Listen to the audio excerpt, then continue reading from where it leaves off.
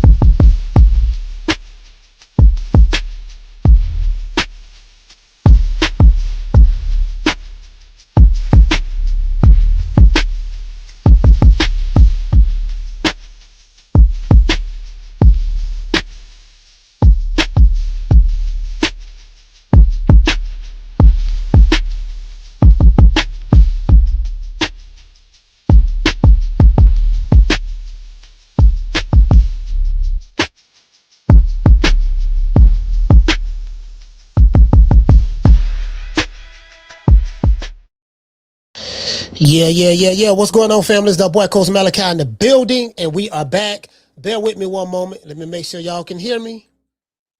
Let's go to audio. Yep, look like everything is a go. Let me turn this up. All right, cool. Everything Gucci. All right, y'all can hear me. Since y'all can hear me, that's good. I know they're gonna be a good show. What the day is? I want to make sure that I be forgetting. The day has to be Friday. You got a day Friday. All right, the day Friday. The 7th. This gonna be the nail in the coffin. This gonna be the nail in the coffin right here, and then we done with this. And I had to do a week of rotisserization for the slow people out there.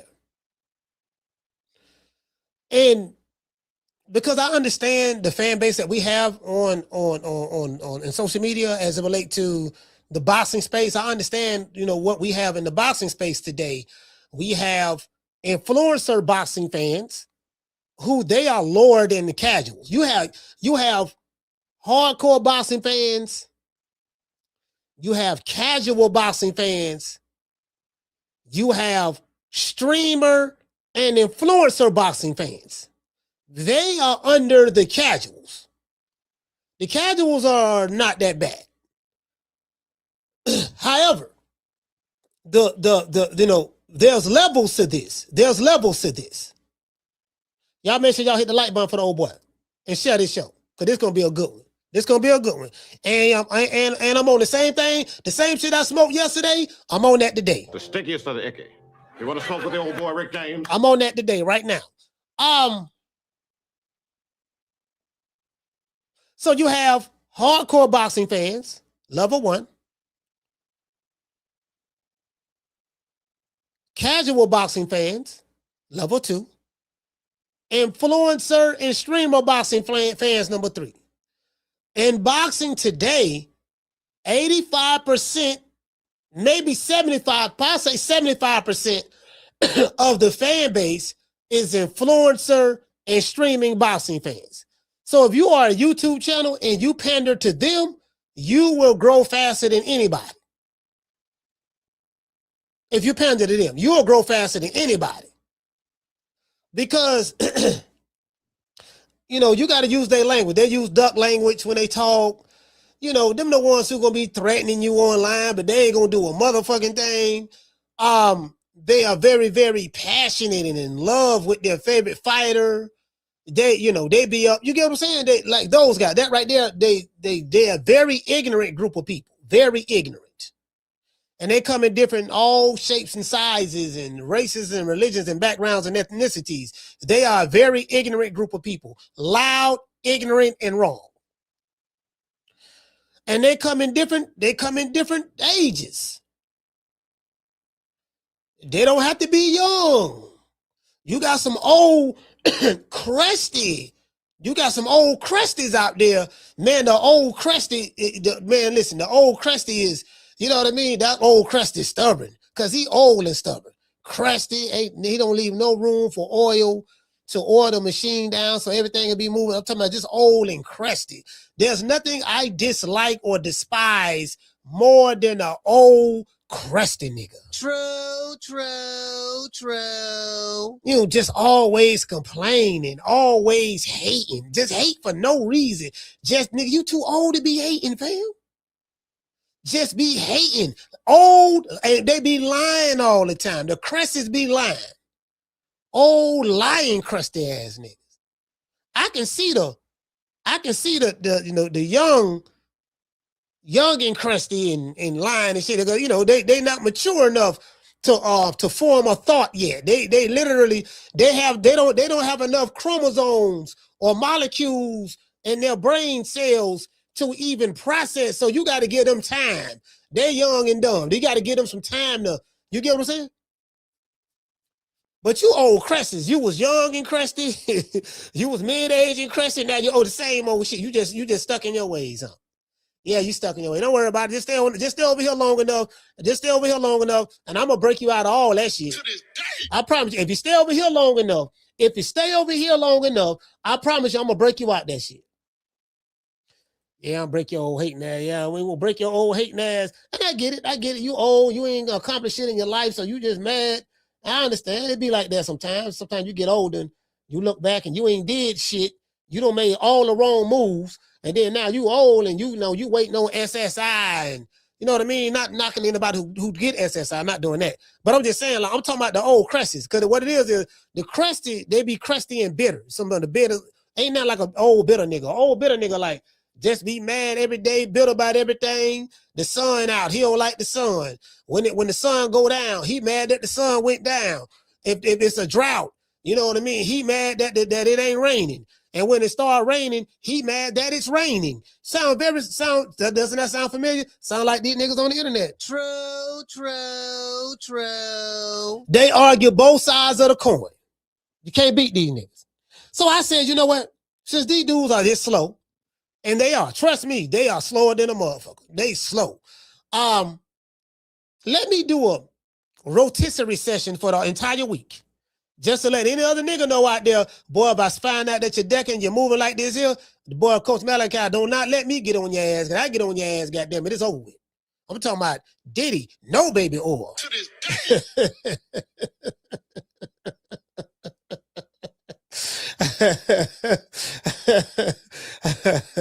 I am a professional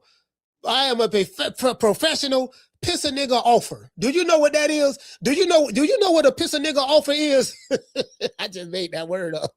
I am a professional piss a nigga offer. You know what I mean? You know, you got a professional boxer, you have a professional promoter, you have a professional basketball player, you have a professional singer, you have a professional actress. I am a professional piss a nigga offer. To this day. True. Yeah. I am. And I'm guilty. If the police came and arrested me right now for that, if that was a crime and the police arrested me, I would have to throw myself at the mercy of the court. Your Honor, how do you plead, sir? Your Honor, I'm guilty. Sir, we see that you have pissed off 1,500 niggas this week. 300 of them said that told you to drop the addy. 200 said they got shooters. 100 said you better not come to the fight. 50 said, sir, you got all these people. You got all these Negroes mad. These Negroes is mad. They mad. I said they mad. Oh, you know. I mean, what happened, sir? You had trauma in your life? Yeah, Yana, I just back when I was 5, I was in kindergarten, you know what I mean? And, me and my homeboy Philip, he ended up going blind. My homeboy Philip went blind.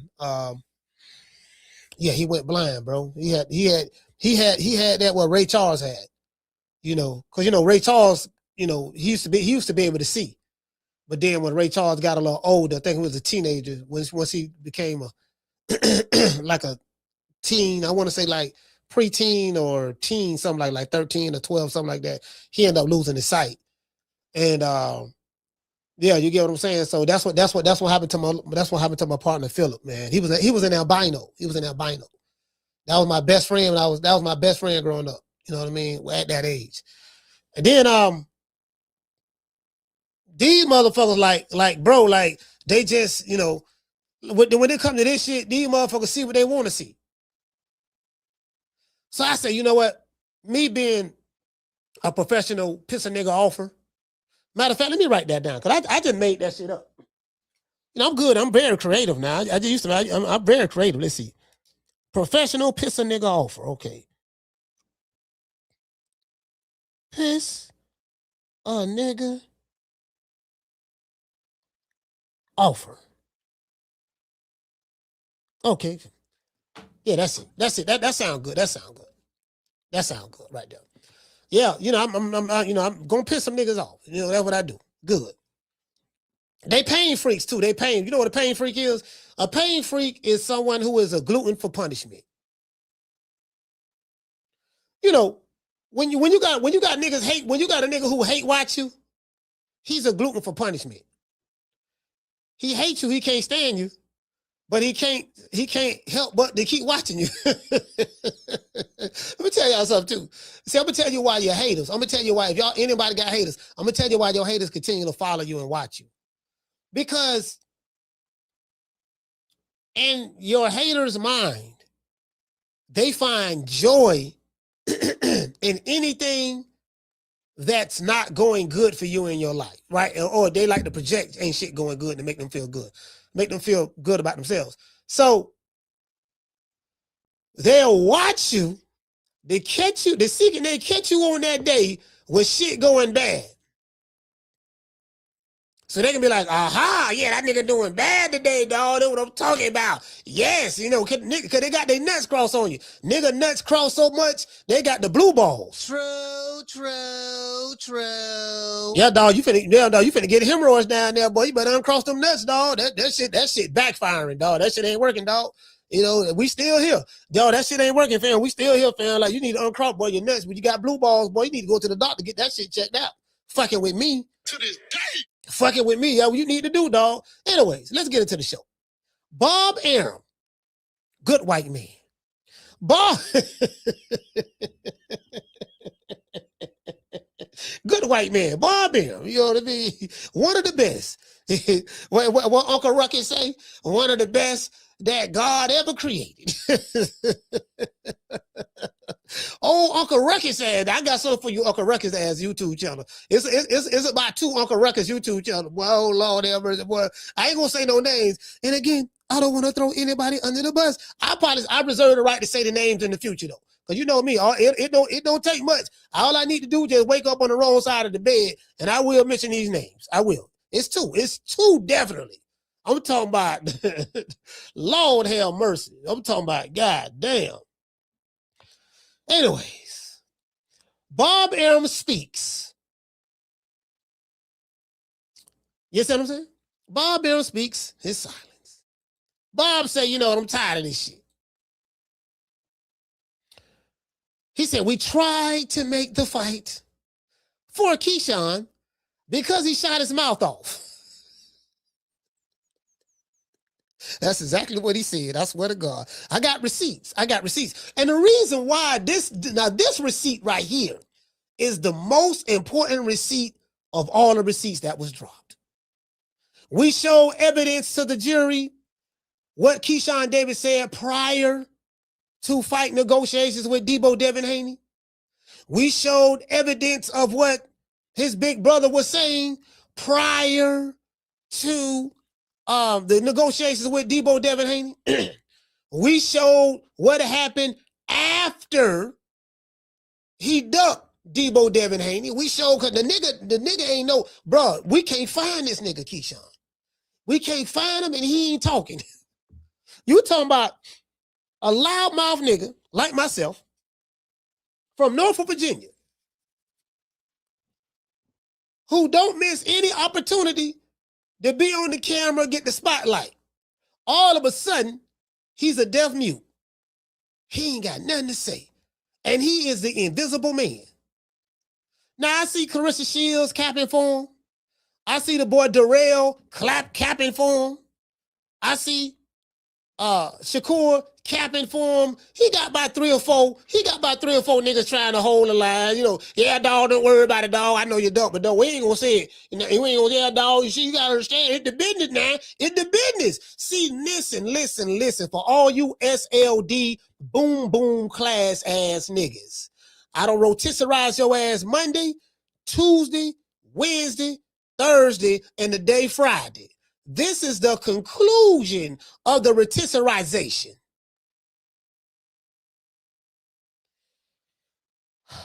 Let's get into the show. This is what Bob Arum said in a recent interview with another good white man by the name of Dan Rafael.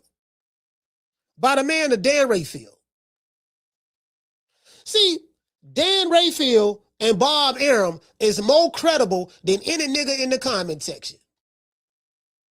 You can be capping for your favorite fighter. Oh, coach, well, why he ain't do this and why he ain't do that? Look, I'm not finna argue with you. I already know what you're trying to do. You running cover for the duck. We see feathers everywhere.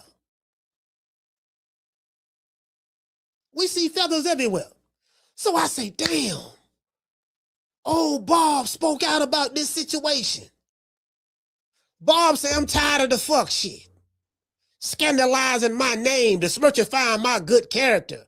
Let me break this shit down like a 57 Chevy. And you know the crazy part about it? Out of all the receipts and evidence that I've shown on this show and other content creators have shown, do you know them niggas still slow enough to can't put, yeah, but see, I don't understand, see, well, no, you what y'all got to, see, ain't nobody scared of, you know, like, I'm like, fam, like, my nigga, well, it's hard, bro. It's hard trying to defend this duck. That's a full-time job. And you doing it for free? To this day. Nigga doing it for free, huh? So we know you ain't no good businessman. Anyways, in a recent interview with Dan Rafael, Bob Arum said this. He said, listen, I'm an old man. I don't know what he's thinking. He meaning Keyshawn Davis. You know, I don't have any goddamn, I don't have any goddamn idea. He said, we went out and tried to make the fight for Keyshawn Davis because he shot his mouth off. He talked himself into the biggest fight and the biggest payday of his career. And then he quieted himself. Then he talked himself out into the quietdom, but then to say he talked himself into the biggest payday, then he talked himself out the payday. Not only did he talk himself out the payday, he walked off. So I'm like, damn, okay. If that ain't proof that he didn't want to fight, I don't know what to tell you. If that ain't proof he didn't want to fight, I don't know what to tell you. But I know you're slow. So guess what? I got this pot. I got a crock pot today. I brought a crock pot today. Let me bring this crock pot out, baby boy. Put that little seasoning in there like that there. You know what I mean? I bought a crock pot today. Today, boy, we crock potting. You know, I got some cabbage. I got some cabbage on the side. See what I'm saying? I got some cabbage on the side. You know, I'm finna go ahead and fillet this duck. Finna go ahead and finish this duck off right quick. I got some cabbage on the side. You know, what else I got? You know what I mean? I got some turkey necks over there. Got a little bit of duck meat. Got this duck right here. I don't took all the feathers off now. Now we finna go ahead and drop this duck in the crock pot. True. We finna drop, hey, shout out to Aquila. We finna drop this duck in the crock pot right now. That's what we finna do. Cause these niggas is slow.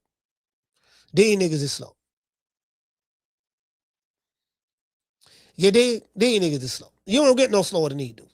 When I drop the phone lines, please, for all you SLD boom class having niggas out there, please just call the show. Please call the show.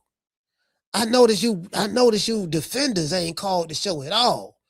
I'm talking about you duck defenders. The duck defenders, y'all ain't call it, like y'all don't disappear. Y'all creating dummy accounts in my chat, just leaving stuff. You know, y'all creating different kind of bot account, dummy accounts in my chat, just leaving shit. You ain't got the heart to even, cause I'm a rotisserie. You gonna get rotisserie, but don't worry about it. I'm just saying, like, damn, these niggas, y'all so cunt coochie, dog. That's why I don't respect you. I don't respect you. Anyways, I will address the super chats. Bob said, what he said? Bob said, listen, I'm an old man. I don't know what the hell he was thinking. I don't have any goddamn idea. He said, we went out and we made the fight for him because he shot off at the mouth. Because this was the fight that he said he wanted. Coach, you making this up. The good white man, Bob Arum, may say that. Keyshawn Davis, promoter, he didn't say that. I have receipts. True. Arum described himself as being totally perplexed, meaning confused. Totally perplexed by Keyshawn Davis's decision. Davis has yet to make any public statement as to reasoning. Arum said Top Rank offered Davis, the former WBO lightweight champ, $3 million to fight Debo Devaney in his biggest purse as of to date. So Bob confirmed that the $3 million offer that he offered him was Keyshawn Davis's biggest purse as of to date. But not only that, Bob Arum confirmed something else. What did Bob Arum confirm? Bob Arum said that the $3 million as of today had been slightly, the most he's ever made was slightly over $1 million.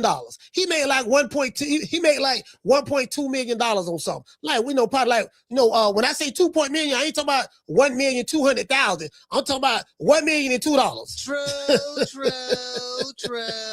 He made $1,002, you know what I mean? On his that was his highest payday. His highest payday of $1 million. Bob Arum confirmed that. Did Coach Malachi confirm that? No. Did Bill Haney confirm that? No. Did Shakur Stevenson confirm that? No. Who confirmed that? The white man who write the checks, Bob Arum. To this day. Anyways, we got the crock pot. We got the crock pot warming up. I see the water boiling right now. I see the water boiling in that crock pot. Schoolo, I see the water boiling in that crock pot, and I'm dropping this duck in real slow. Shout out to Curtis, Mr. Curtis Robinson. Baltimore stand up. Shout out to Miss Sheila. Dropping this duck in real slow. Arum described himself as being totally perplexed, which is confused. He don't know what to say. And he confirmed that the most this boy ever made was a little over, slightly over, slight mean $2, slightly over $1 million. So you offer me 3 times more than what I last was paid. Yeah. And I got to pay Jay Prince. Now, you know I got to pay Jay Prince now. He mob tired shit, because I got to pay him, and he got to get Shakur cut, and then the mob got to get the cut too. So I tell you what, do what I want, right? Do what I want. Because I know what I'm worth. Right? Okay? I need at least about 7 or 8. Because I'm tell you why I need that. 1, because that's my worth. 2, because I got to pay Jay Prince, because he wants 35%. 30 go to him and 5 go to Shakur, my big brother, right? That's gonna leave me 70%. So I got to pay team shit. So what I need the net $5 million. I need to net that, right? Now I know last time most money I ever made was $1,002. $1,002 was the most I ever made. But see, right now I'm aiming for the stars. So what I need, I need about 7, take care of Jay Prince. I walk away with 5. But I got some veneers I need to go buy. I'm getting my teeth done. I got some holes I need to trick with. Benny the jeweler, he got some ice waiting on me. I got, I make smart investment. A lot of stuff I got to do now. Bob said, I tell you what, kid, I'm going to give you 3. You going to give me 3? Yeah. So you tell me, you going to pay me 3 times more than what you ever paid me? Yeah. Man, you lowballing me, man. True. Man, you lowballing me. The nigga you lowballing me, man. You lowballing me. You know this fight worth. You know what this fight worth? Me fighting Debo. You know what this fight worth? Yeah, this fight gonna be worth $50-60 million. You gonna make about 60-70. You see what I'm saying? Like, you go to this day.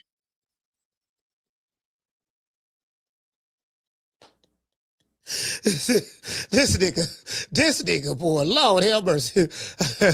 All right. Let's read the interview. Let's listen to it. Let's read the interview. Let's read it. Okay, Dan Rafael put it out there. Let's read it, goddammit. You know what I mean? And the video excerpt and the comment section, because I want to see the comment section too, to see what Bob Arum had to say. I want to see that. Let's give everybody in the chat a round of applause.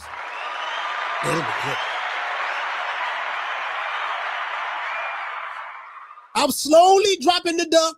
I am slowly dropping the duck in the crock pot right now. The duck is upset. I was talking to the duck. I say, duck, look, duck, the day is doomsday, right? I was rotisserie. I was cutting the vegetables up, put the onions in there and the bell pepper and all that stuff there. I put all the different seasons in there, the Goya seasoning and all that there. See what I'm saying? And, I went to plucking your feathers one by one. You see what I'm saying? I know you thought you were wondering, like, man, why you plucking my feathers? I said, don't worry about it, baby boy. I got a surprise for you. So you're gonna like this surprise. So I'm slowly plucking the feathers off. And now today, Friday, ain't no feathers. So I'm talking to the duck. I say, duck, the day is doomsday. The day is doomsday, duck. The duck told me he didn't like it.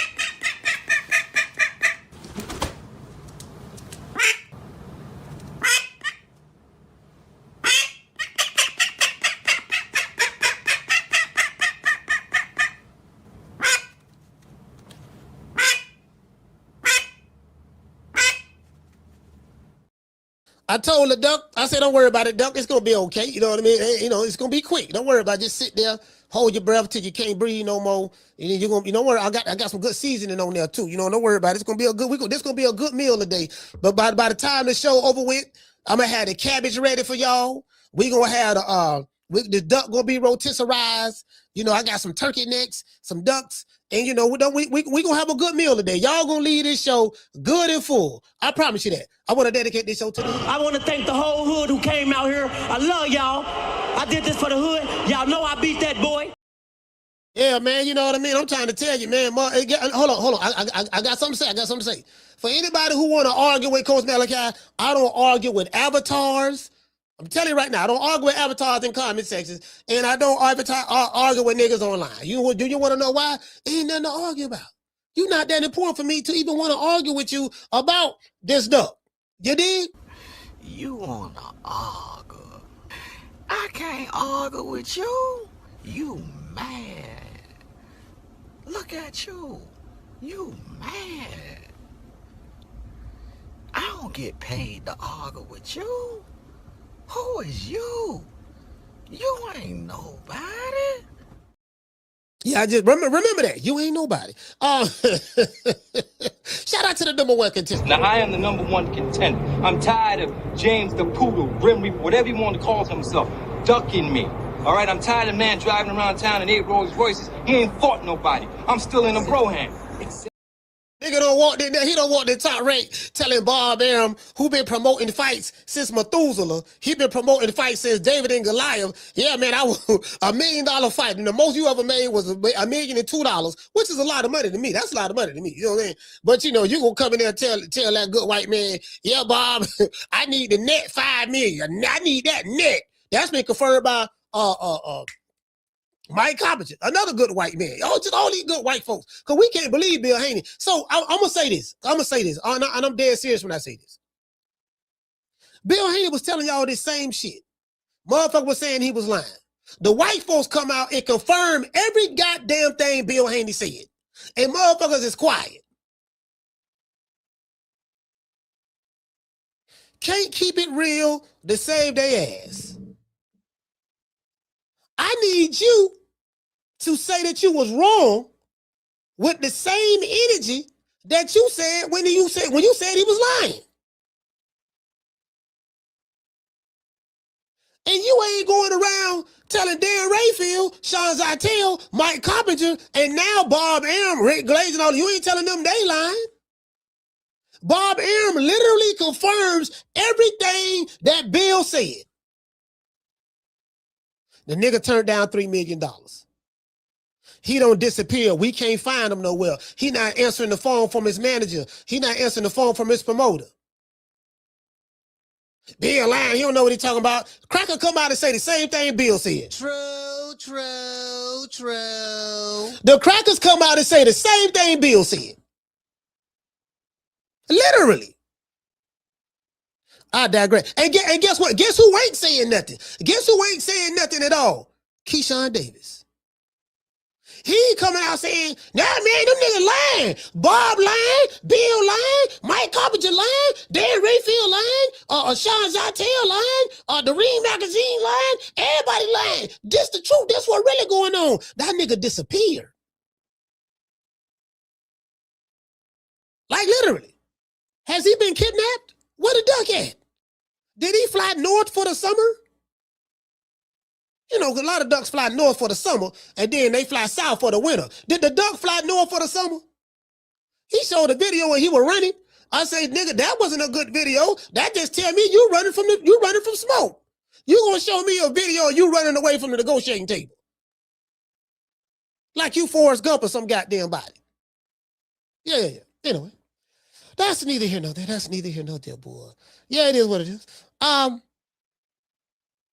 gonna give everybody else a shout out.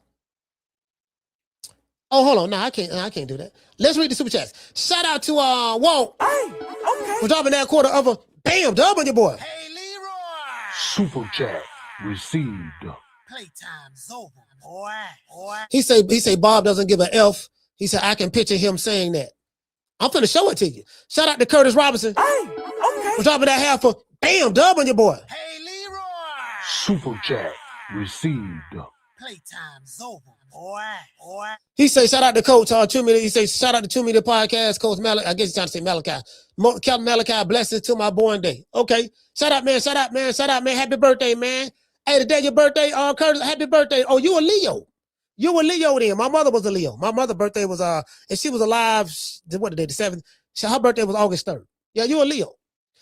Shout out to, I got you, Curtis. I got you, fam. Shout out to Flame On. Hey, okay. For dropping that half for bam, dub on your boy. Hey, Leroy. Super chat received. Playtime's over, boy. Flame On say ducks. He say ducks in the chat for Keyshawn. Yeah, ducks. Yeah, duck. What you say, fam? He said I cash up you too, Coach. Okay, hold on. Let me say ducks. Say ducks. Yeah, dog. These ducks, man. You see what I'm saying, dog? Niggas ducking. Hey, man. Shout out to Flame On. Hey, okay. For dropping that half for bam dub on your boy. He say ducks in the chat for Keisha. Hey, man. I hope them same ducks call the show. Just call the show. Please call the show. I just want to hear you niggas playing this shit. I just want to hear you niggas playing it. Because you in your feelings right now. I got you. I got you right where I want you at, too. Yeah, I got that nigga in his feelings. He can't think right. I got him. I've been doing this shit a long time, so time to tell you. But you got to be quick. You got to be quick on your feet when it comes to doing this shit. You get what I'm saying? Now, some of y'all this for all you niggas out there. Matter of fact, y'all know what it is. I got to hit you with this one. Got chain for fire. Huh? You got some chain for fire. Got chain for fire. Got it. Chain me All on. right. Man, get my fire on. All right, bro. Man, get my fire on, man.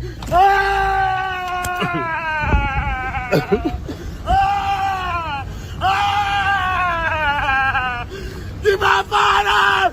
Get my fire! You bitch. Get my motherfucking fire out, man. Man, stop playing me, man. Get my fire out. I'm gonna tell you got it fired on. I'm gonna tell you got it fired on.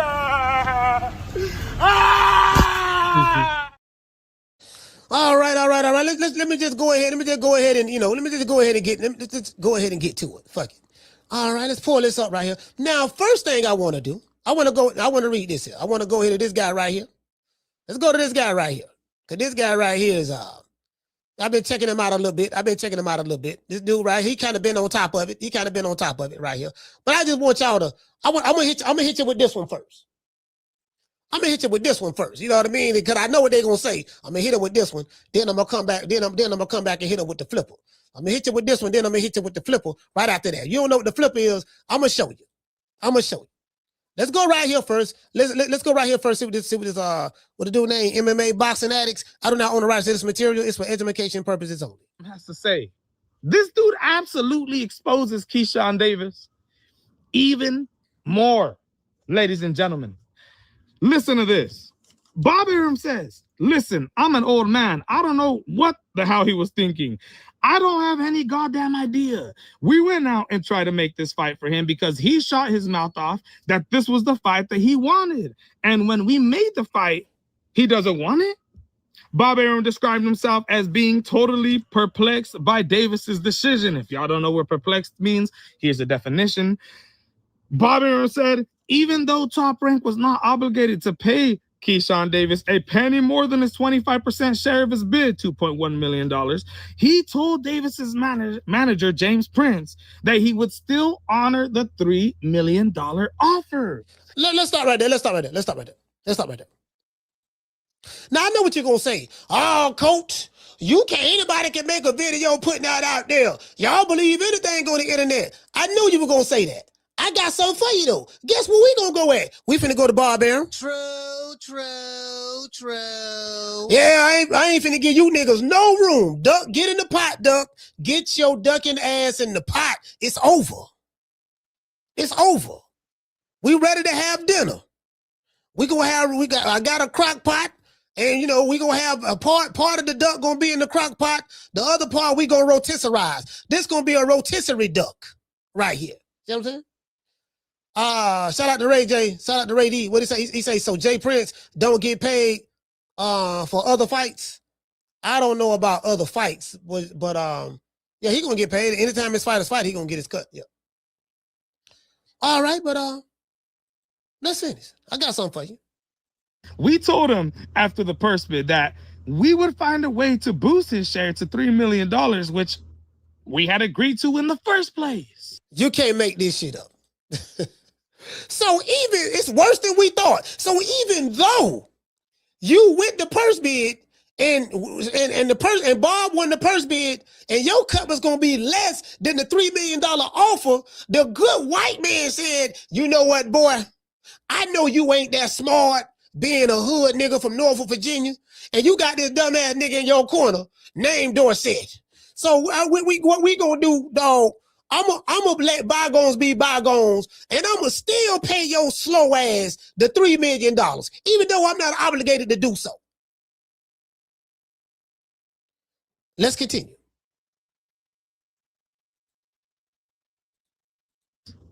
Bob Arum says Prince wanted Keyshawn Davis to accept the fight. He says James Prince said he would go back to the kid and talk to him, but we haven't heard from him, so I assume they're not interested. Let's stop right there. Jay Prince, after Bob Arum spoke to Jay Prince and say, look, we still gonna pay that nigga the $3 million even though we not obligated to. Tell him that. Jay Prince said, I went back to go tell Keyshawn because I advised that dumb nigga to take the $3 million because it's 3 times more than what he originally got paid from y'all. You know what I mean? So I went back to tell him, guess what? He said he couldn't find him. He never responded back to him. So when Bill said Keyshawn Davis disappeared, he ain't nowhere to be found. Guess what? That was true because Jay Prince just said it. Bob Arum said it. But that's okay. Let's go to Bob. We finna go to Bob. We finna go to Bob because these niggas are slow. They slow. Trust me, do not underestimate the power of how slow these niggas is. Ladies and gentlemen, y'all remember when Bill Haney was saying that Keyshawn Davis is avoiding meetings with his own team? It's James Prince, Bob Arum, Top Rank. It's true. It's true. This is coming out of Bob Arum's mouth. Who mouth is it? Who mouth is it coming out of Bill Haney's mouth? No, well, Bill did. Bill the one said it. But this case is coming out of Bob Arum's mouth. You know Bob Arum, the guy who been promoting for about 60 years? The guy who put on some of the biggest fights the planet has ever seen? Yeah, that guy, that Bob. Well, you can't believe Bob. Oh, you, fam, the 2 brain cells you're gonna lose the other one trying to lie. Because you ain't good at lying. You're trying to cover for the duck. And the only way to cover for him, you got to lie.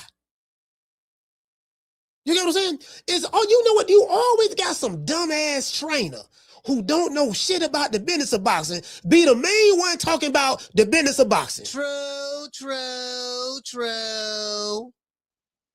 Hold a hand, miss nigga, and shut the fuck up. Anyways, I digress. Ladies and gentlemen, let's continue. Bob Arum said Top Rank has no specific plans for Keyshawn Davis at the moment. So for the Keyshawn Davis fans, for the conspiracy theorists out there who believe that there's something going down behind the scenes, there's a reason why Keyshawn Davis turned down this fight. You know, there's possibly something else out there for him. No. Bob Arum said Top Rank has no specific plans for Keyshawn Davis at the moment since he turned down the major fight, but will offer him a fight, but nowhere near that amount of money he would have gotten to challenge Devin Haney. You can't make this shit up. Like I said before. Okay, well, since you turned down them $3 million that Bob offered you, guess what? Let me see you what you said. You wanted $5 million. You want a net $5 million. Okay, cool. Let's see if you gonna make them. Let's see if you gonna make that net $5 million in your next fight. True. I mean, I'm just saying. You know, it got to be some kind of master plan. You know, like, you dumb nigga from the hood to projects. You got to be some kind of master plan because, man, we got something in the cut we waiting on. What you waiting on? I can promise you, my nigga, your next fight, you ain't going to get paid nowhere near that $5 million you wanted to net. I can promise you that. Like that shit right there, you know what I mean? Like, we got the duck is in the pot now. The duck is screaming. Y'all hear the duck? Do y'all hear the duck screaming? But I know what they're going to say. Nah, we can't believe him.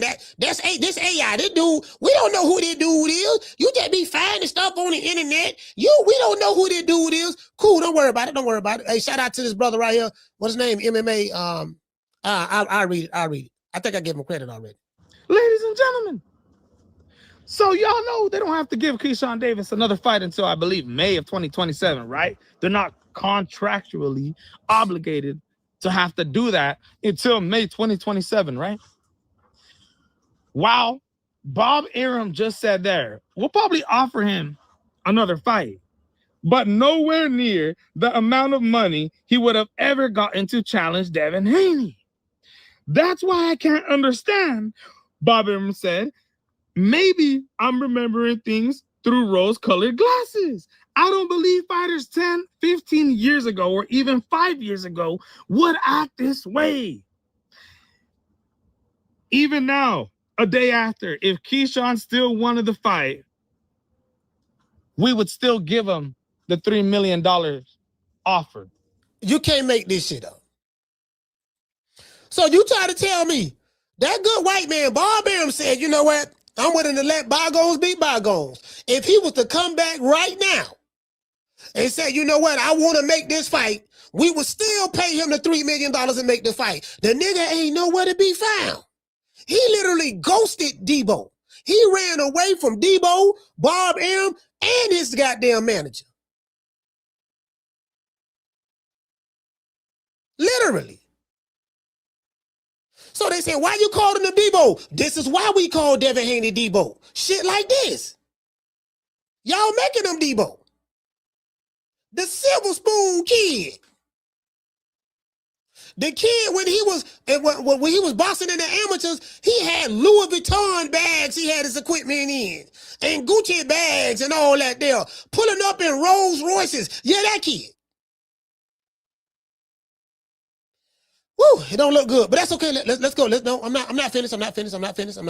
Let's go over here because, this guy could be lying.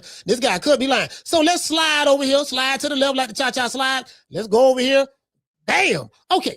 This is, if you know anything about Dan Rafael, Dan Rafael has a newsletter called Fight Freaks Unite. This is what the video that I showed you guys, this is what he was reading. I got some more to show y'all. Don't worry about it. So this is from Dan Rafael. He say, listen, this is Bob Arum. Listen, I'm an old man. I don't know what he was thinking. I don't have any goddamn idea. The 94-year-old Arum told, who did he tell? Fight Freaks Unite last week. Fight Freaks Unite is Dan Rafael. He said, we went out and tried to make the fight for him because he shot his mouth off that this was the fight that he wanted. And when we made the fight, he doesn't want it. Arum described himself as being totally perplexed, meaning confused, by Davis' decision. Davis has yet to make a public statement as to his reasoning. Arum said Top Rank offered Davis, the former WBO lightweight title holder, $3 million for the fight, and that his biggest purse to date had been slightly over $1 million. Let's go over here.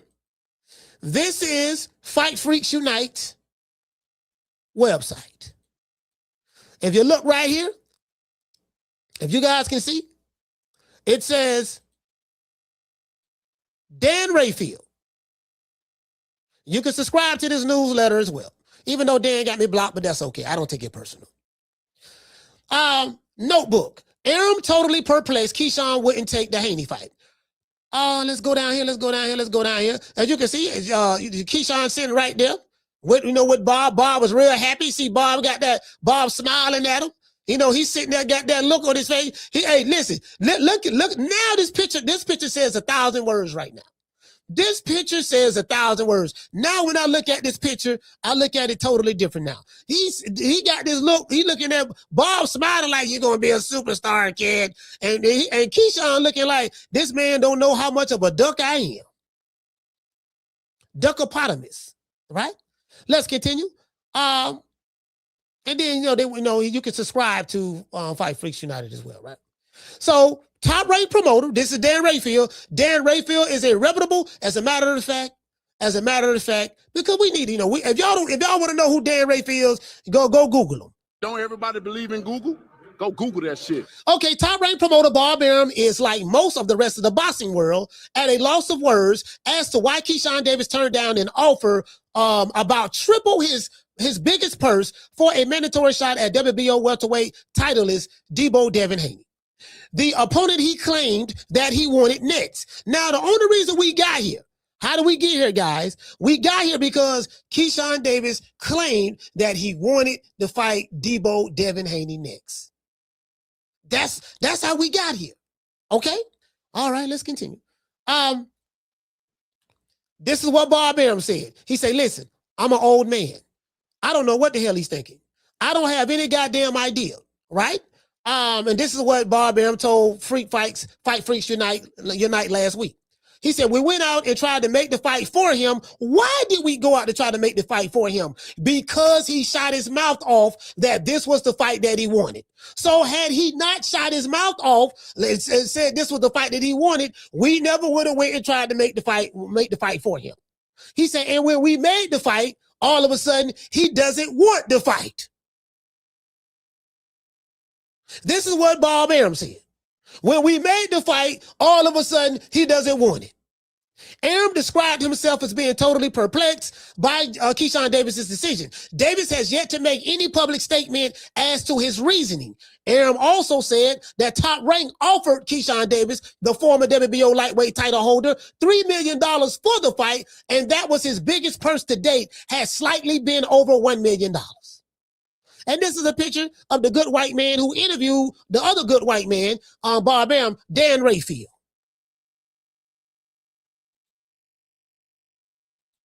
So Bill Haney told the truth.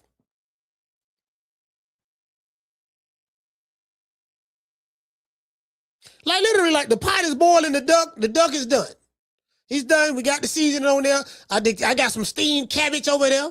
I got some turkey necks over there. He said, we finna have a nice little dinner today. Nice little dinner. You get what I'm saying? Let's continue. Hold on. Let's get on. No. Let's continue. So, that Dan Rafael. You know what I mean? Like, who am I? And Bob Arum, who am I to argue with the Bob father?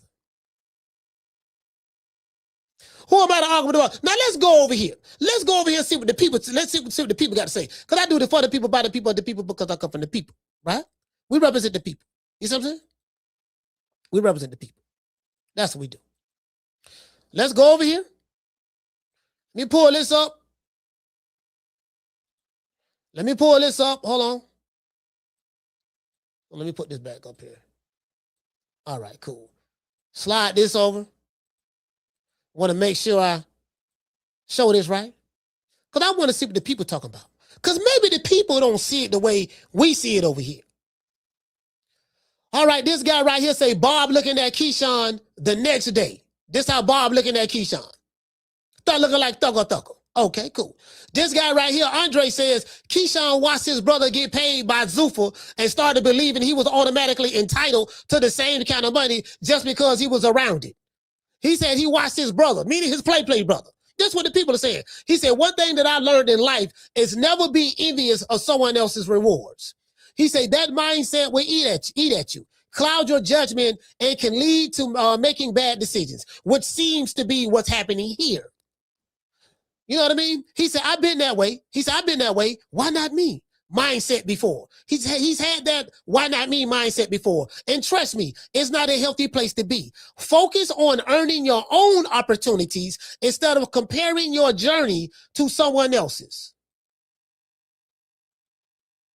Somebody need to tell his coach that. Now, you know, Brian Norman got paid $3.5 million. You do know that, right? You know he got paid 3.5.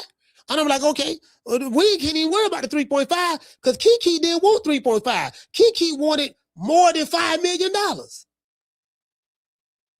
That's what Mike Carpenter said. That Bob Arum told him. He wanted more than that. And I think he mentioned all that in that interview. We only just seen an excerpt of it.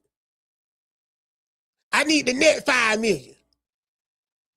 You so busy looking at what another nigga made with a total different situation, and you thinking you supposed to be like, who you think you is? DJ Quick? Kid Capri? Oh, you must be Jimmy Walker. Kiki, you ain't nothing. You don't deserve nothing. You don't get nothing. You get what I give you. I got a contract between me and you that says you do what I tell you to do. Therefore, shut the fuck. Don't say that. Don't speak to me. Don't look at me. Kiki, let me tell you something. If you don't take these $3 million, it's going to be trouble. Now walk it off. True. Shout out to A-Sound T. Hey, okay. A-Sound T for dropping that quarter of a bam dub on your boy. Hey, Leroy. Super chat received. Playtime's over, boy. Yeah, man. Yeah, what to say? A-Sound T, he say, this damn duck been fried so much, it's starting to look and smell like smell like chicken, huh? You get what I'm saying? It is what it is, fam. It is. I'm telling you, boy, Lord have mercy. Down from the bar, there's a platform stage. People pimping, sharp as razor blades. Yeah, these ducks, hey, Sound T, man, these ducks, man, bro, like fam. And then the crazy part about it is this. The man right here said that Bob Arum say, you know what? I'm even willing, because he's reading it. He's reading it right here. Man, I'm still, if he come back, if the duck come back to the table, I tell you what, kid, Jay, tell him this. If the duck comes back to the table, I will still be willing to pay him the $3 million I initially offered him.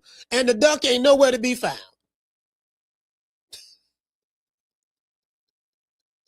Have you seen him?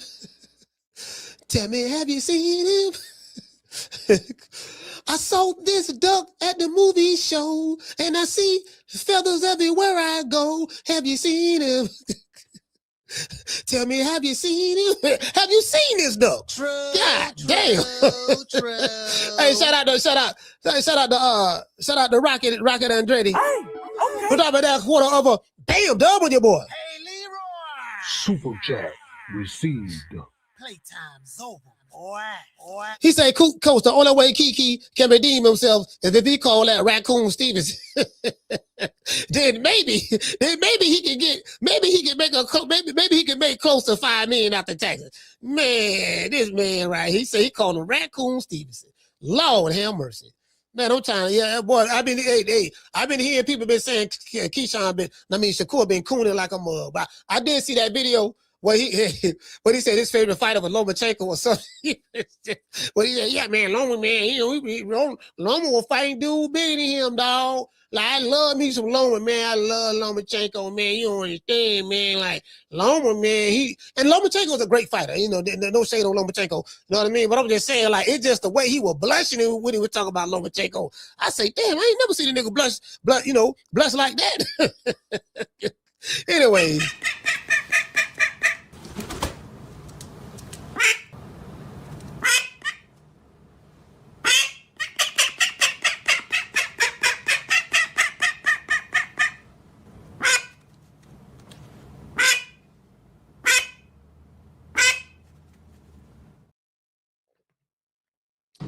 Boy, I'm trying to tell you, boy. This shit, as Blue Blood Sports TV would say, this shit is diabolical. It's diabolical, fam. Like, I'm talking about the duckery. I'm talking about this shit is diabolical, fam. You get what I'm saying? Like, you feel me? Hey, who was you, pimp? Hey, what the fuck? What the fuck? Get your motherfucker. Hey, that nigga squeezing me. Get that freak ass nigga up out me, hear my nigga say back the fuck up, dude? You get what I'm saying? One thing I say about Deontay Wilder, when Deontay Wilder said he wanted to fight, he went and got it. He ain't ducked nobody. Don't ever forget, when I found you, you was strung out on coke. When I found you, you was like a big house, contemplating about killing yourself. So don't you ever forget who brought you to big time boxing. I drugged you back. I brought you back. I provided food and put food on your table for your family to eat. And I'm doing it for the second time. So don't you ever forget that. Don't you ever forget who tried to put $3 million in your pocket. When I found you, you were strung out on coke. You know what I mean? When I found you, you were like a big house in the middle of the projects in Norfolk, Virginia, contemplating about offing yourself. So don't you ever forget who tried to put money in your pocket. I brought you back. I offered you $3 million, and you turned around and walked away like a duck. So don't you ever forget that. You get what I'm saying? Like literally, Bob Arum, man. Shout out, the Ball Father tried. Let's continue. Ladies and gentlemen, Bob Arum is perplexed by this situation. This man is what, 95, 96, 97 goddamn years old? I think he's like 95. And has been covering the sport of boxing, working in the sport of boxing for decades. And straight up just said 10, 15, even 5 years ago, Fools was never acting this way. Keyshawn Davis and Shakur Stevenson have become the embarrassment of self-respect, integrity.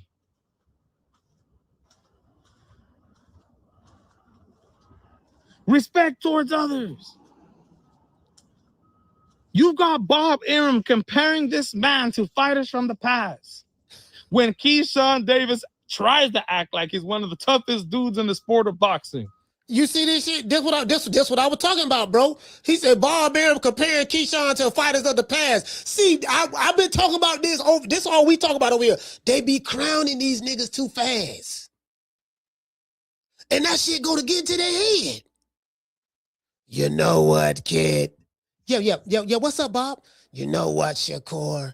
You are better than Ray Leonard. Ray Leonard? Yes, I'm saying Leonard was good. I promoted him, but Ray did not have the skills you had. Then he gonna walk around believing that shit.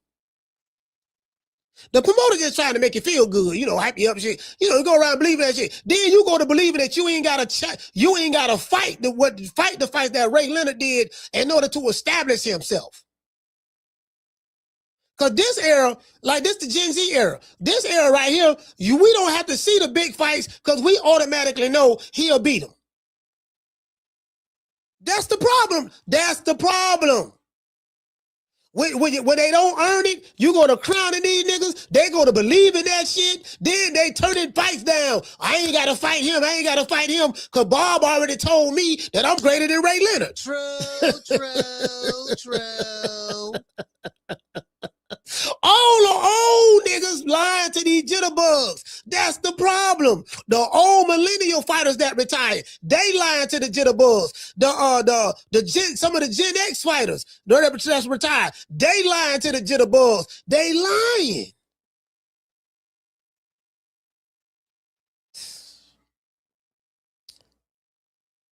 Anyways, shout out to Wax It. Hey, okay. Dropping that half for bam, dub on your boy. Hey, Leroy. Super chat received. Playtime's over, boy. He said, Coach, I don't know if you were serious about getting on the Haney list. He said, but if so, let me be your trainer. All I need is 10K. I know what to sell out. Yeah, I'm going to sell a fight. I'm dead ass serious. If they put me on that list, I'm telling you, dog. I'm telling you, listen, my nigga. I would not turn down no $3 million.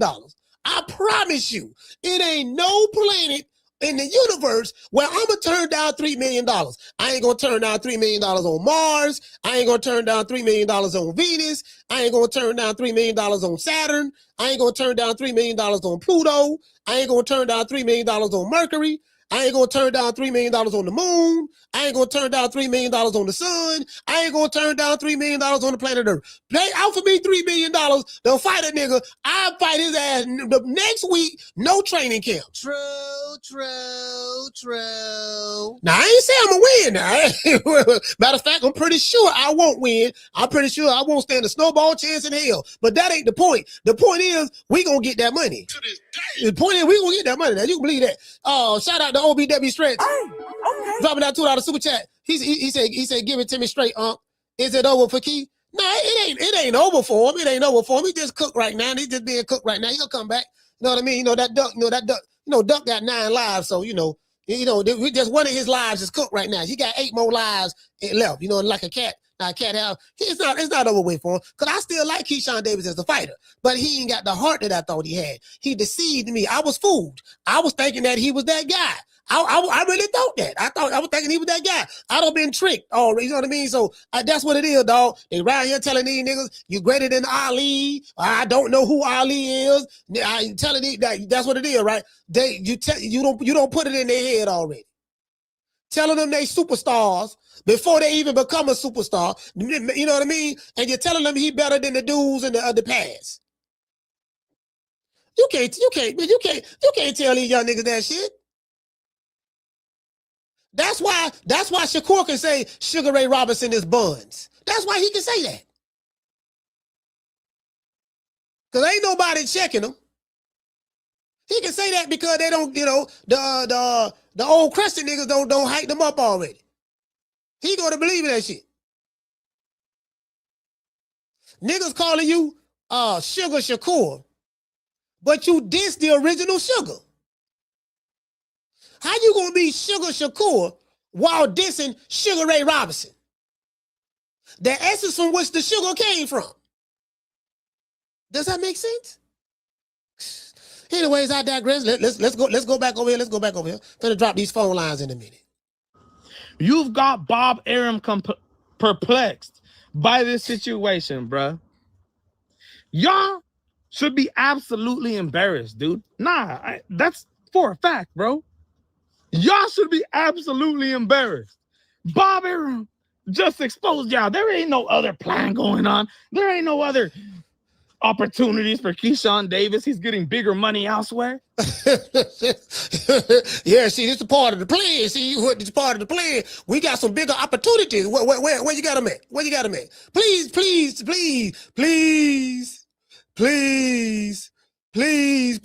where the other opportunities at? In the projects of Norfolk, Virginia? What are other opportunities at? Well, Shakur now. Shakur his big brother now. Okay, he's a big brother. Okay, what the fuck that mean? Now, when Shakur get money, he getting a lot of money now. So, I think we can get some of that too. We try to get over there with our big brother. You trying to get over there with your big brother? The only problem is you under contract with Bob Arum. I even heard this doofus. Say that because I was talking to Jab Queen. And she was telling me that the doofus trainer said on her show that it was either on her show or something like that. Keyshawn don't fight for Top Rank no more. So she asking me, Coach, is that true? Keyshawn next fight ain't gonna be with Top Rank. I said, I don't know who told you that shit, but I can promise you his next fight gonna be with Top Rank. I can promise you that. He's still under contract with them for a couple of more years, or a few more fights or something of that sort. Well, his coach said that. I said, well, I don't know who his coach is. And then he ended up coming over here on my show and popped up. It was in the chat. I said, I don't know who his coach is, but I can damn near guarantee you that nigga won't be with Top Rank. So the coach don't know a goddamn thing. Or he just extremely dumb or bad at lying. It's one of the three. Or it could be a combination of the three. Don't know nothing, extremely dumb, bad at lying. That's a hell of a combination. True. That's a hell of a combination. To be extremely dumb don't know nothing, and bad at lying, Lord have mercy. That's 0 for 3, fam. Well, you know, I guess I gotta be like everybody else and saying Al Heyman. I can quit my job now, baby. 6 figures, baby. You feel me? I'm about to But a name. Do you have a name? Oh, nah, I ain't got no name, you know. Name them names, man. They know who they is. Name them names, please. The names need to be named. They know who they is. The Mexican monster. Yeah, man. Hey, man. Say, man. Let's continue. Y'all are tripping. Even Bob doesn't understand. He said he wanted this fight. We gave it to him, and he ducked it. Him, Jane Prince, Shakur Stevenson. Yes, Jay Prince wanted this fight to happen, right? Bob Arum just said that. Why though? To steer away from Shakur Stevenson, bruh. Those are facts. So everybody know what this whole thing was all about. As I said over here, the only reason we got Kiki was challenging Devin Haney because that was to protect Shakur Stevenson. That's what it's all about. You had Ray at the bottom. You gonna get O'Shaquie Foster. Kiki, you cause you rank number 1. You rank number 1 to fight me next, bro. And you know you my little bro, so I'm not gonna fight you. We got a pact. You my bro. I love you, man. Like I love you from the bottom of my heart. So I never fight you. But what I need you to do, Key, is I was talking to Jay, and we got a good idea. What's that, big bro? What's that, big bro? Look, we you can move up the welterweight. You can challenge Devin Haney, because Devin ain't gonna want to fight you. Like, look at you, Key. Look how strong you is. You be sparring me every day. See what I'm saying? And look how sharp you is. He ain't gonna be able to beat you. I already know that, bro. Like, you can go up there, make history, and and you can beat him and become the welterweight champ. You know what I mean? At 147. Because then that's when Keyshawn made that video lying, talking about something. Yeah, man, I just woke up one day and I was 147 pounder. I was 140. I just woke up one day. So now let's do this. Let's go back and look at some of these. Let's go back and look at some of these other receipts. Cause I want the duck almost done. The duck is almost done, y'all. I'm putting the duck sauce on it right now. I'm lifting the wing up, put some duck sauce under the wing. My goodness, ladies and gentlemen, let me know what you guys think. Like I said, subscribe to Dan Rafael and subscribe here to the MMA Boxing Addicts channel. If you're one of those people that, don't have enough time to go read articles and go read things in the world of boxing, guess what? I got y'all, bro. Y'all already know I got y'all. My goodness, ladies and gentlemen, Bob Arum has responded to Keyshawn Davis, and it ain't looking good, bro. It is what it is. Let's go on back over here. Let's go on back over here. I got some more. Got some more I want to show. Let's see what the people talking about in the chat. Because we do it for the people, by the people, the people, because we come from the people. Shout out to Don King.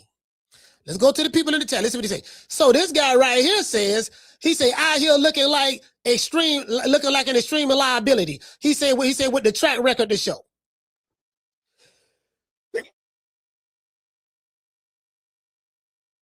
Sorry about that, y'all. I had to sneeze. Anyway, this guy say, one of the worst ducks of all time.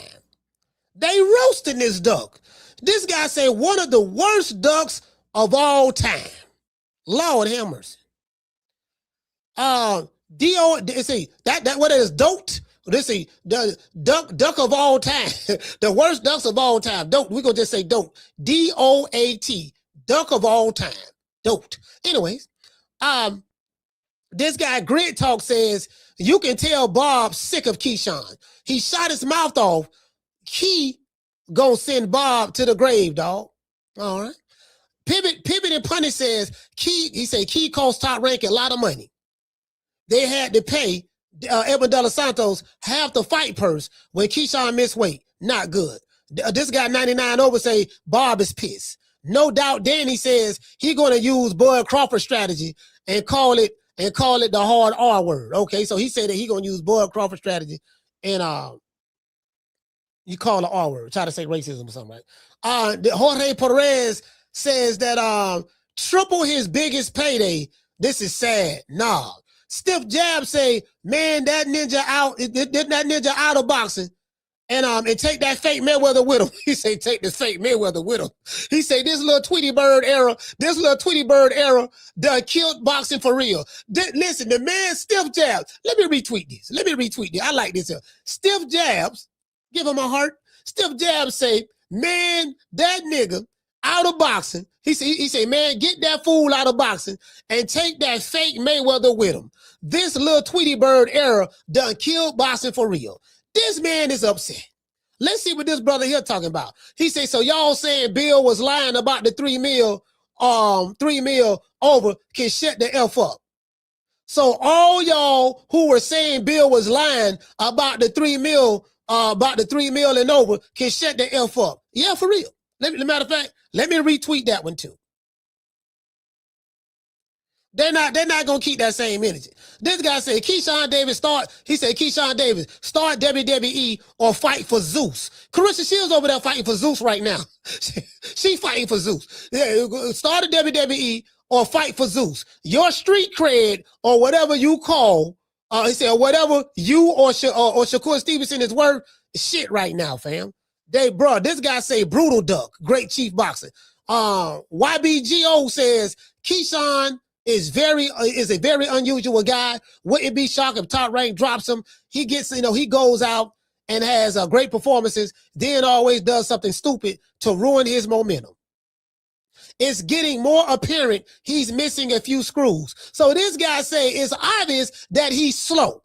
For all of those who slow out there, when someone says that you are missing a few screws, that's a nice way of saying you're slow. Because a slow nigga can't even understand that. What you mean screws? I ain't got no screwdriver. Yeah. Anyways, YMC Sports says his ass getting shelved by Bob. Bob don't play. The people, there's an overall consensus that this is a diabolical duck. Literally. This guy say, mind you, Top Rank did that after Keyshawn constantly made them look bad. Missing weight at 135, stripping him from the belt, right? Getting in that fight with Albright backstage, plus missing weight against Edwin De Los Santos. And then he missed weight with Albright again. But they end up fighting. Then they pushed him to make him the mandatory, and he do this duck crazy shit. This guy, Boxing Rage, says his business went bust due to him not realizing his worth in the sport of boxing at this point of his career with only 15 fights. This guy says maybe he won out of Top Rank. He can win out of Top Rank all he want. People in the hell want ice water. That don't mean they gonna get it. Nigga, you on a contract. Literally. Yeah, you get what I'm saying? So anyway, let me go ahead and drop these phone lines. Y'all call the show. 530-494-9636. You want to talk some shit? Call me. Start some shit, bitch. Sup, fool? You gonna talk shit about me, homie? Where you from? Hundreds of niggas is waiting for your motherfucking call, and they all talking shit about you right now. Call the coach at 530-494-9636. We waiting on your bitch ass. Yeah, man. Phone lines open, man. 530-494-9636. We are here. Yes to the sir. Yes to the sir. Duck, we finna have duck casserole. You know what I mean? Duck a la Smurf. Shucky ducky quack quack. Duck lasagna. Duck soup. Duckosaurus. Duck burgers. Duck patties. Duck salad. Duck potato chips. We're going to cook our food in some duck grease. We're going to make a hat with the feathers. We're going to take the feathers and make a hat with them. You're going to do all that there. You see what I'm saying? Like for real, though, on the real. On the real. Caller, what's your name? You calling from? KB from Montgomery, Alabama. What's going on, Coach? KB from Montgomery. Talk to me. Man, these old cotton candy soft ass Kennedy niggas make me sick, man. We had the Mexicans trying to fuck the game up. Got all these great Mexican hope trying to T.O. talking about he's gonna be the takeover. But by the grace of God, the boxing gods to put it back in its proper place by getting them out of the way. T.O. he got his ass whooped by Shakur. They tried to throw in Barrios up in there, so he got more title shots than Oscar and Roy Jones put together, all the big ones. They tried to throw him in there. What's his name? Garcia is a fraud. They're trying to hold on to that little belt he got. Well, he beat Mario Barrios for the belt. Right, but Tank beat all their ass. So you got him, and then they trying to hold on, and somebody had apparently Oscar ain't told Ortiz that he can't beat Bruce. So we got boxing where we want to, and then you got these clowns, Keyshawn and Shakur, acting like Tinder did. And Crawford took out the biggest Doug Nello, took him out, made and then got that right, took his fake ass out. And then now they got Ortiz is the greatest one. And then these funky ass Mexicans gonna have the nerve to try to get the only Mexican that can give him any prevalence. Gotta say he's not a real Mexican, that's Benavidez. Yeah. Now, if I was Benavidez, I would say, yeah, I'm not a real Mexican. I'm an American with nuts. Ain't no way in the hell I claim them motherfuckers, man. Ain't no way I claim them, but it's just sad, man. These niggas should quit boxing and become streamers. They should become streamers, man, because they ain't doing shit up for talking. You got Shakur that's in the biggest position to take over. Nigga, you should be fighting every week. You ain't got but two Mexicans to beat. And that's it, nigga, you got it. What you waiting on? I guess he's trying to get in touch with his Mexican side or Puerto Rican side. I don't know. But I mean, these niggas make me sick, man. They doing the game, but make the boxing gods put it back in place where the niggas, we run shit. And now y'all giving it right back over. And like I said, Oscar De La Hoya holding on for dear life with that. With Ortiz want to give the bill. And Ross like, hell no. Once he gone, that's it. And the Mexicans they got left, we got 30 more niggas. Once these clowns are on to take their place. So all the bullshit, the Mexican takeover, that bullshit is over. And Benavidez is the only motherfucking Mexican, thorough Mexican, truthful, honest Mexican that can give him any kind of prominence. And they say he's not a Doug Nello, gonna say he's not a true Mexican. Man, and you don't hear Benavidez saying shit. I would have came on and said, motherfuckers, you done ducked all these motherfuckers. You had to say, I'm not a real Mexican. The nerve of you, I'm nuts. So it's just the whole thing is all fucked up, man. These niggas are in a position to put black folks right back on the map, and it's easy. But they don't want to step it up, and they making Devo Dale look more Devo because their ain't really all that.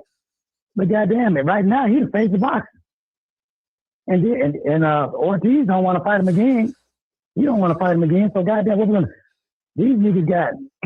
You talking about Ryan Garcia? Yeah, nigga, fight him, fight him again. And he's sitting up here. He got one belt that was given to him, and nigga, you beat Barrios, nigga. You Barrios. But you got he acting like he's been a champion for folks, like Danilo. Nigga, this shit is ridiculous, man. Somebody gonna have to take this shit over, man, and make these clowns fight, man. Make them do it because right now it's a clown show. They making it look bad. They won't goddamn Crawford to come back. I mean, Crawford come back then what? You gonna say he ain't did enough? You ain't got enough Mexican ass for these niggas to beat. I mean, the shit is all fucked up, man, like I said. But besides this here and Ryan Clark and all these other motherfuckers on the internet crying and shit, these niggas got us all fucked up. Got us all fucked up. And Ryan Clark and these old niggas whining and crying and all on fucking shit. You got dumbass motherfucking, what's that dumb motherfucker from Alabama? Well, from my state, this nuts, his ass fucking us up. And then you got Ryan Clark and these crying ass niggas. Now you got Shakur and this nigga, Keyshawn, fucking up for no reason. I don't understand it, coach. All right, man. I don't understand it, man. Yes. Hey, man. Hey, bro, KB. I don't understand them, man. These niggas, these funky ass niggas, man. Funky ass niggas, man. I can't stand them, man. Fight somebody, nigga. Shut the fuck up and fight.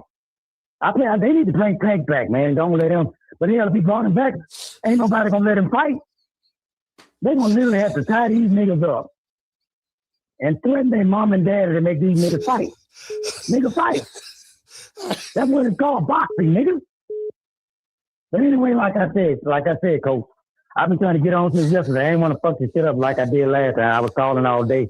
I know you pissed off at me, but I ain't know I was just calling. I was trying to get in. I was so fucking mad. I was pissed off. But I called in late the other day. Oh, you told what you call? What you call about 12 at night? I was calling about 30 times last time. You told me the goddamn call from this Saturday. We good. No, we good. Yeah, we good. Hey, man. Hey, my girl. Hey, I got you, dog. Hey, I got you. You funny shit. That wasn't your fault. You supposed to cuss me out. I shouldn't be cussing. You could have been on a piece of ass or something. I was calling. I didn't know. Yeah, it was 12 at night. What's the best time to call? What's the best time to call so you don't cuss me out? No, you call anytime. They can't call at midnight, but call like around this time or a little after the show. You know what I mean? Yeah, I got you. Hey, we got other calls calling in though. I gotta let free the line up. No, don't do your thing, man. But like I said, y'all make some motherfuckers fight, Coach. I'm gonna holler at y'all, man. All right, Snoop, Phil. Bro.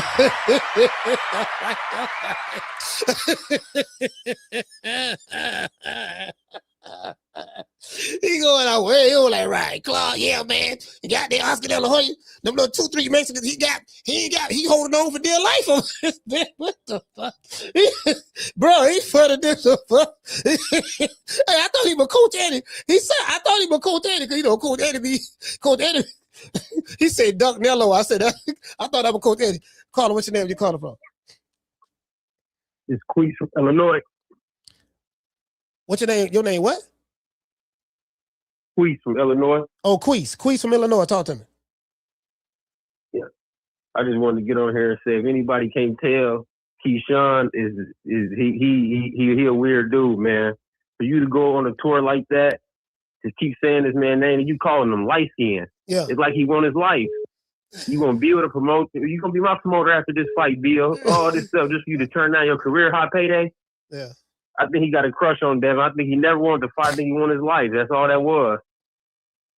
Yeah, bro. I ain't never, man. Like, don't nobody understand it. Bob said he was perplexed. I'm perplexed. Don't nobody know. Like, everybody confused. Like, damn. Like, fam, I don't. Yeah. Damn.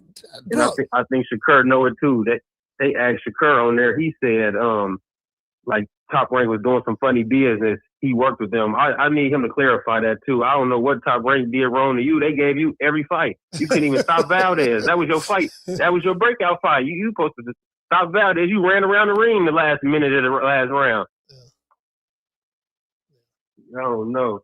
That's all I wanted though, Coach. Salute, fam. Yeah, man. I don't know, man. Like, fam, like, man, hey, shout out to Jamal, shout out to Daniel. Hey, Daniel, man, look here, man. But we got a motherfucking great. Hold on. Shout out to, listen, shout out to Katie. Hey, okay. What's going on, sis? What did it say? She say the remedial Dorset is missing as well from social media. Yeah, you know what? Hey, you know why he missing, sis? Like, fam, like, I'm gonna hit you with these receipts, bro. Like, how you gonna get around this?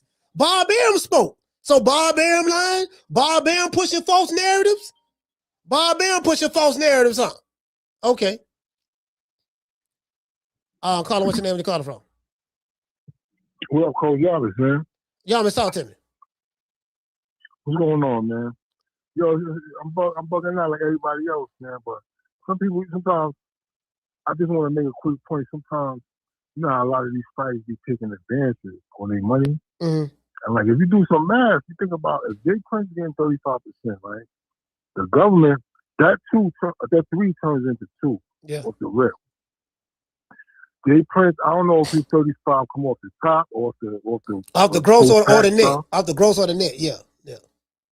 We don't know that. Yeah, so if it come off the net, You could put that shit in half. He died at like $1.3 million, $1.4 million right there. Then, you know, he might be taking advances from Jay Prince or Top Rank. But Top Rank got to get their cut too now. What? Yo, we didn't even say that. What? Yeah, because Top Rank got to get their cut. Like $1 million. He didn't pay none of his corner. He didn't have a camp. None of his expenses. We got $1 million right now, Coach. Yeah. Like nothing happened. Yeah. You know what I'm saying? I'm not saying I'm not gonna fight for $1 million. I'm not saying that. But what I'm saying is everybody see that gross number, which ain't going in his pocket, man. Don't get me wrong.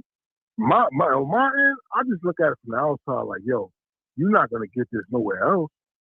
Like, where else you gonna get 3? Well, 3 gross. You're not gonna get that nowhere. Yeah. And it's like, for you to make 5, you have to get a $9-10 million purse. Yeah. So how's that gonna happen? I don't know how that's gonna happen. Shit. Brian Newman didn't get that. He got 3.5. He didn't get no $10 million purse. He got 3.5 and that came from Turk Al Sheikh. So, you know. Nah, like yo, it gotta make sense to me, man. Like I say repeatedly, like to everybody, like, yo, the gross number ain't what he's taking home. And then at the end of the day, like homeboy says, respectfully, brother, we don't care. Nigga, the fight gotta get made, man. You better fucking care. Yeah. We trying to make sense of this. You know what I'm saying? You might not care about what kind of money they get, but if you want to see the fight, we discussing how it's gonna happen. You know what I'm saying? But again, it's just like there's no way that can happen financially based on the interest of the fight. Like, you're not a superstar, man. That's all I got. Look, man, look. I'm telling you, this the problem, Yamas. He feel he a superstar because Bob Arum told him, yeah, you know, you just as good as the fighters of the past. He telling Shakur, you better than Ray Leonard. Like, they telling they, you know, you got Andre Ward vouching for these cats, Bud vouching for him. You got Roy, other people vouching for him. And I'm like, okay, cool. Hear me out, though. Yeah. Hear me out, Coach, not to cut you off. All right, say I do think you're next Ray Leonard. You got to go out there and perform and show your worth, man. Like, it's not based on what people think. It's based on the interest you could create to make people go out and spend money to see you perform, man. Yeah. Like, what I think you could be might be true, but you have to show the world to create interest, to create the revenue. Like, shit gotta add up, man. You know what I'm saying? Like, I'm not knocking nobody. And again, I hate to say duck, but brother, if you go in there and you perform like a Ray Leonard, you're gonna get rewarded like a Ray Leonard. That's my call, Coach. Peace and love. Hey, I tell you what. Listen, motherfucker, like, well, he wanted the net. Let me show y'all how dumb that is. Shout out to Mr. T. Hey, okay. Dropping that $2 super chat. He say Bubba Gump Dorset is on the shrimp bill as we speak. So I'm finna show y'all how dumb this is. Hold on, I'm gonna get the core in a minute. I want a net $5 million. Imagine working on your job.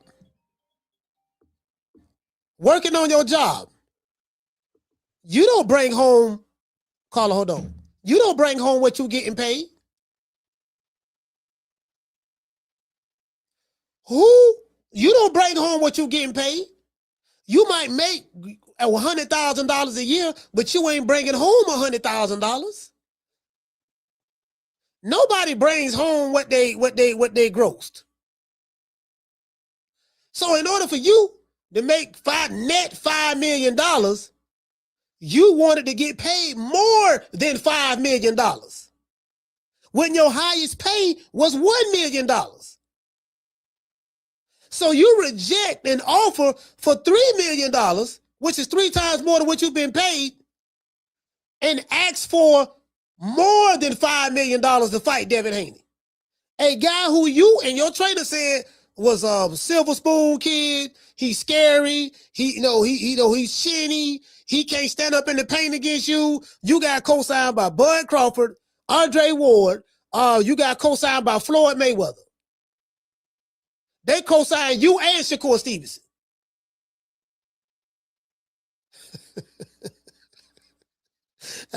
Caller, what's your name? Where you calling from? Jamie from New York. Jamie, talk to me. Real quick, Coach, I want to ask you, I don't know if this is real or not. Shakur put a tweet out there. He says that he's 50% Puerto Rican and that he might buy a crib on the island. Like, he's running away from us, the Americans, the ones that don't want to cap from him. You know, we're not capping for him, bro. The guy's a fraud. What he doesn't know is that nobody knows him over there neither, bro. They're not going to fuck with you. You don't have Felix Trinidad energy. The Puerto Ricans are not going to back you up. I know that for a fact. But real talk, Coach. You know, the guy that signs your check is truly the boss, right? And if the boss says you ducked, bro. You know, there's no way around it. You're done. You know, that makes sense now to me, Coach. Remember when Bill, oh no, it was Keyshawn that put a video out there for Bill to stop texting him? Yeah. That's why Bill was texting him. And he said that on your show, I believe. It makes sense now. The guy goes to anybody, man, even top rank. You know, it all adds up now. So, you know, this kid, you know, walked into the office hoping he's going to punk the old man. Bro, talking about I won $5 million after taxes?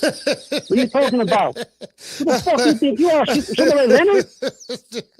Even Sugar Ray, man, in his time, he had all those demands back then, Coach. He was the man. Yeah, he was the darling of the sport. Yeah, but Bob Arum still the boss of the company. You know what I mean? Yeah. So, bro, and nobody, you know, nobody told this guy, bro. Bob's been doing this a long time, bro. He dealt with the baddest motherfuckers this game ever seen. Ali, Frazier, Foreman, Hagler. You know what I mean? I never heard of that old man getting punked. You know? And that's not even about that, bro. It's about, you know, you keeping your word, man. You know? That's the bad part. His word from now on don't mean shit, bro. You know? Top Rank signed him. He had all that Olympic pedigree and all that shit. You know, making the team and stuff. But now, that's all out the window, man. That don't mean shit. I bet you, Coach, when he comes back, he's going to get all the hard fights, bro. You know? No more tune-ups. It's over. You know? But another thing, man. That 35% going to his manager. What kind of deal is that, bro? Hey, man, I mean, that's the deal he signed. He signed that. That ain't, you know what I mean? We got to ask him that. He the one signed that. Yo, that's horrible, man. That's the worst deal I ever heard, bro. For real, man. I mean, bro, I feel that he will get a discount since Shakur's already there. Man. That doesn't make sense. But anyway, I'm gonna be ass. For real, man. Yo, this guy, man, he's not bright, Coach. For real, man. He's fucked up in so many ways, bro. Made all the bad moves, him and his team, bro. I do want to see him in the ring, but when he comes back, I might want to see him get knocked out, bro. For real. And I gave him a shot against Haney, bro. And another thing, Bill, you're listening. Stop putting out those fucking videos out there, man. Debo Bear looking like a monster.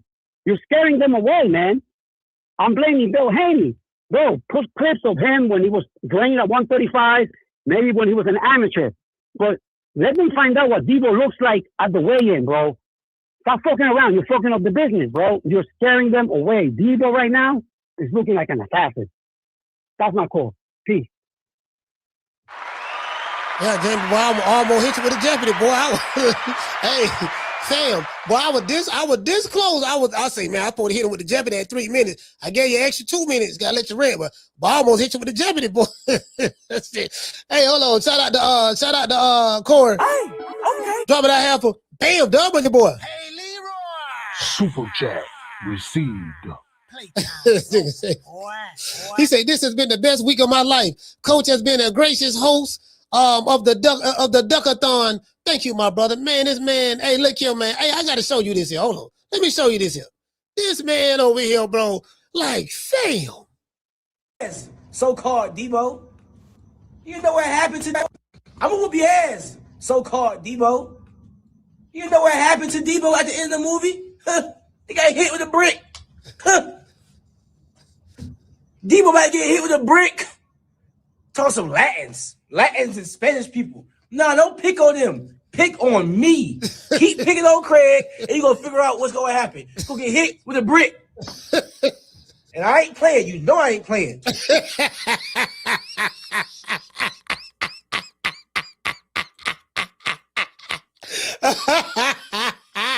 He said, and then Bob Arum, listen, and then Bob Arum says this.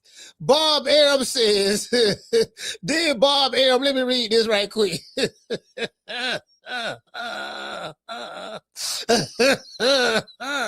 then Bob Arum says this here. Bob Arum says, he say top rank promoter Bob Arum is like most of the rest of the boxing world at a loss of words as to why Keyshawn Davis turned down an offer of triple the amount of his biggest purse in order to fight Devin Haney. Right? He say, listen, this Bob Arum says, listen, I'm an old man. I don't think, hold on. Hold on. He say, listen, I'm an old man.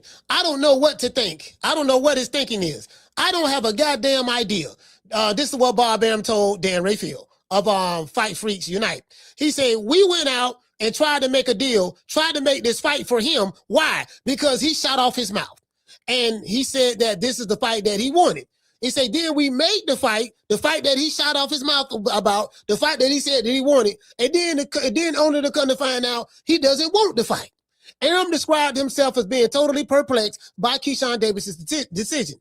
He said Davis has yet to make any public statements as to his reasoning why he ducked Devin Haney. Bob Arum told Top Rank, said that Top Rank offered Davis $3 million for the fight, and that his biggest purse as of to date had been slightly over $1 million. So there you have it, and that's Dan Rafael. Now, this is what Bob Arum said. Caller, what's your name when you calling from? It's Capo from Boston. Capo from Boston, talk to me. Yeah, man, I think these guys, you know, they just mad because they don't understand that Devin really has put the work in, you know? He's really put the work in. He's gone through the division, even when he even stayed to make some big accomplishments like Loma happen when he was weight drained. Then you got people seeing he's weight drained talking about, oh, they want to fight. They do this every time, man, you know, and that's for the casuals. You know, Devin got to stay on track and keep driving towards that undisputed and then go ahead and get that power.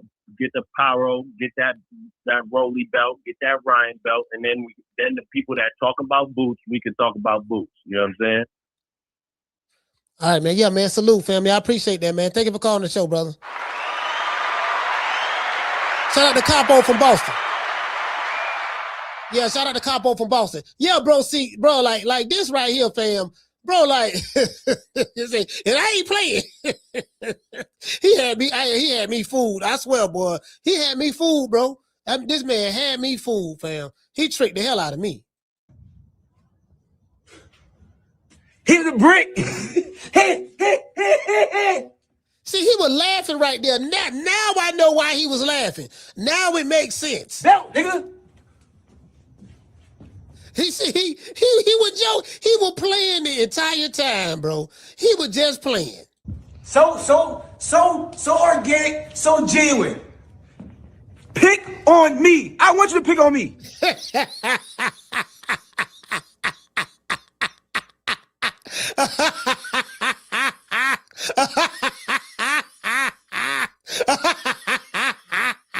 Bruh.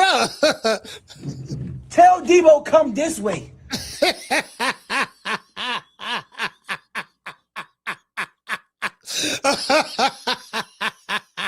What you talking about?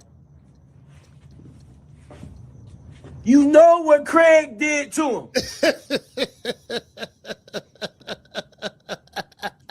I'm gonna whoop your ass, so-called Debo. You know what happened to Debo at the end of the movie? He got hit with a brick. Debo about to get hit with a brick. Talk some Latins and Spanish people. Nah, don't pick on them. Pick on me.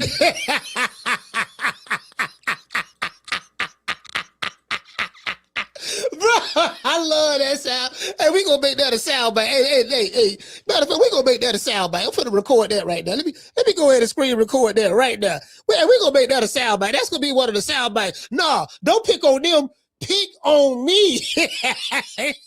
That's it. We gonna make that a sound. This it right here, dog. This it. Yeah, don't pick on. They don't pick on them. Latin and Spanish people. No, don't pick on them. Pick on me. This nigga. I said, boy, that's a hell of a nigga here, boy. Boy, this goddamn. Boy, I don't know about this one. Shit, I don't know. Debo might be in trouble, boy. Debo might be in trouble. I was like, man, the way this nigga talking, boy, shit. Man, Devin Haney, baby, have to watch out with this one, boy. I don't know if he really want this smoke with this one. Man, shit, this nigga will play it. Come on, fam. Hold on, let me Debo about to get hit with a brick. Talk some Latins and Spanish people. Nah, don't pick on them. Pick on me. Keep picking on Craig, and you gonna figure out what's gonna happen. You'll get hit with a brick. I had to record that right quick. Hold on, I just screen recorded. Hold on, my man. Let me go ahead. I will double, he say, pick on me. Nigga said it with his chest too. Pick on me. Okay. I thought I was like, man, I was gonna tell Bill, I don't know about this one, boy. You know what I mean? I know I said I want to talk about Keyshawn, but I don't know about this one, Bill. You sure about this one, Bill? But man, Keyshawn, boy, I don't know that. Boy, I think he might be the one. Man, shit. Nigga pull that skirt up.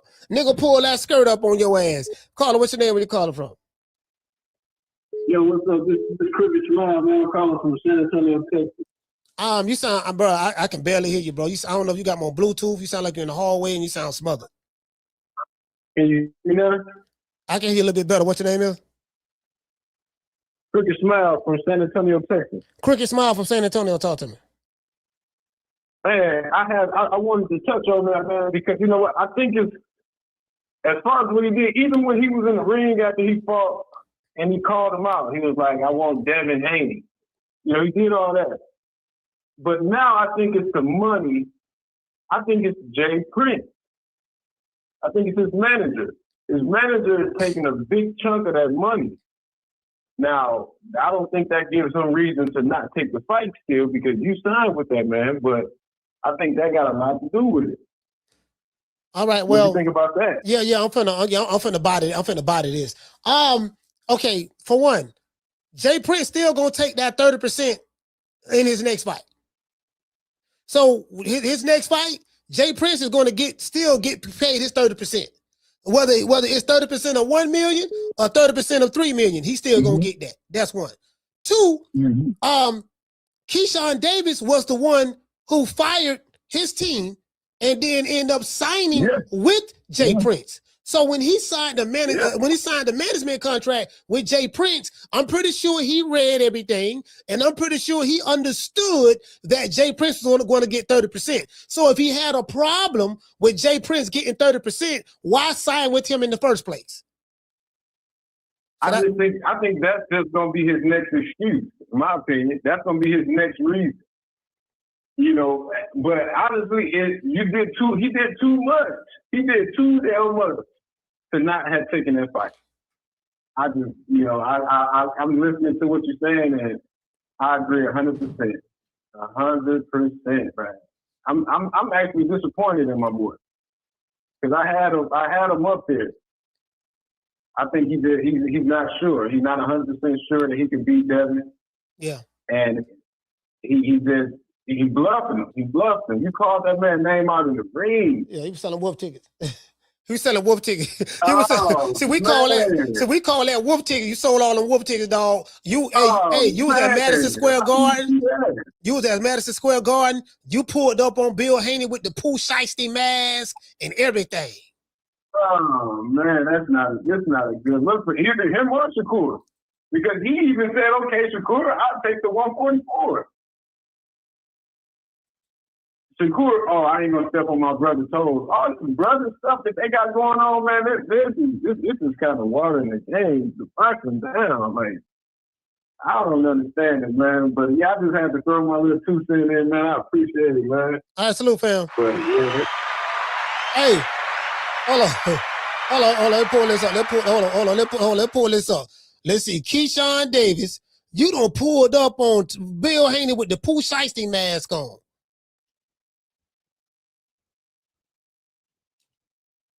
Bill Haney. You had the Pooh Shiesty mask on. I was finna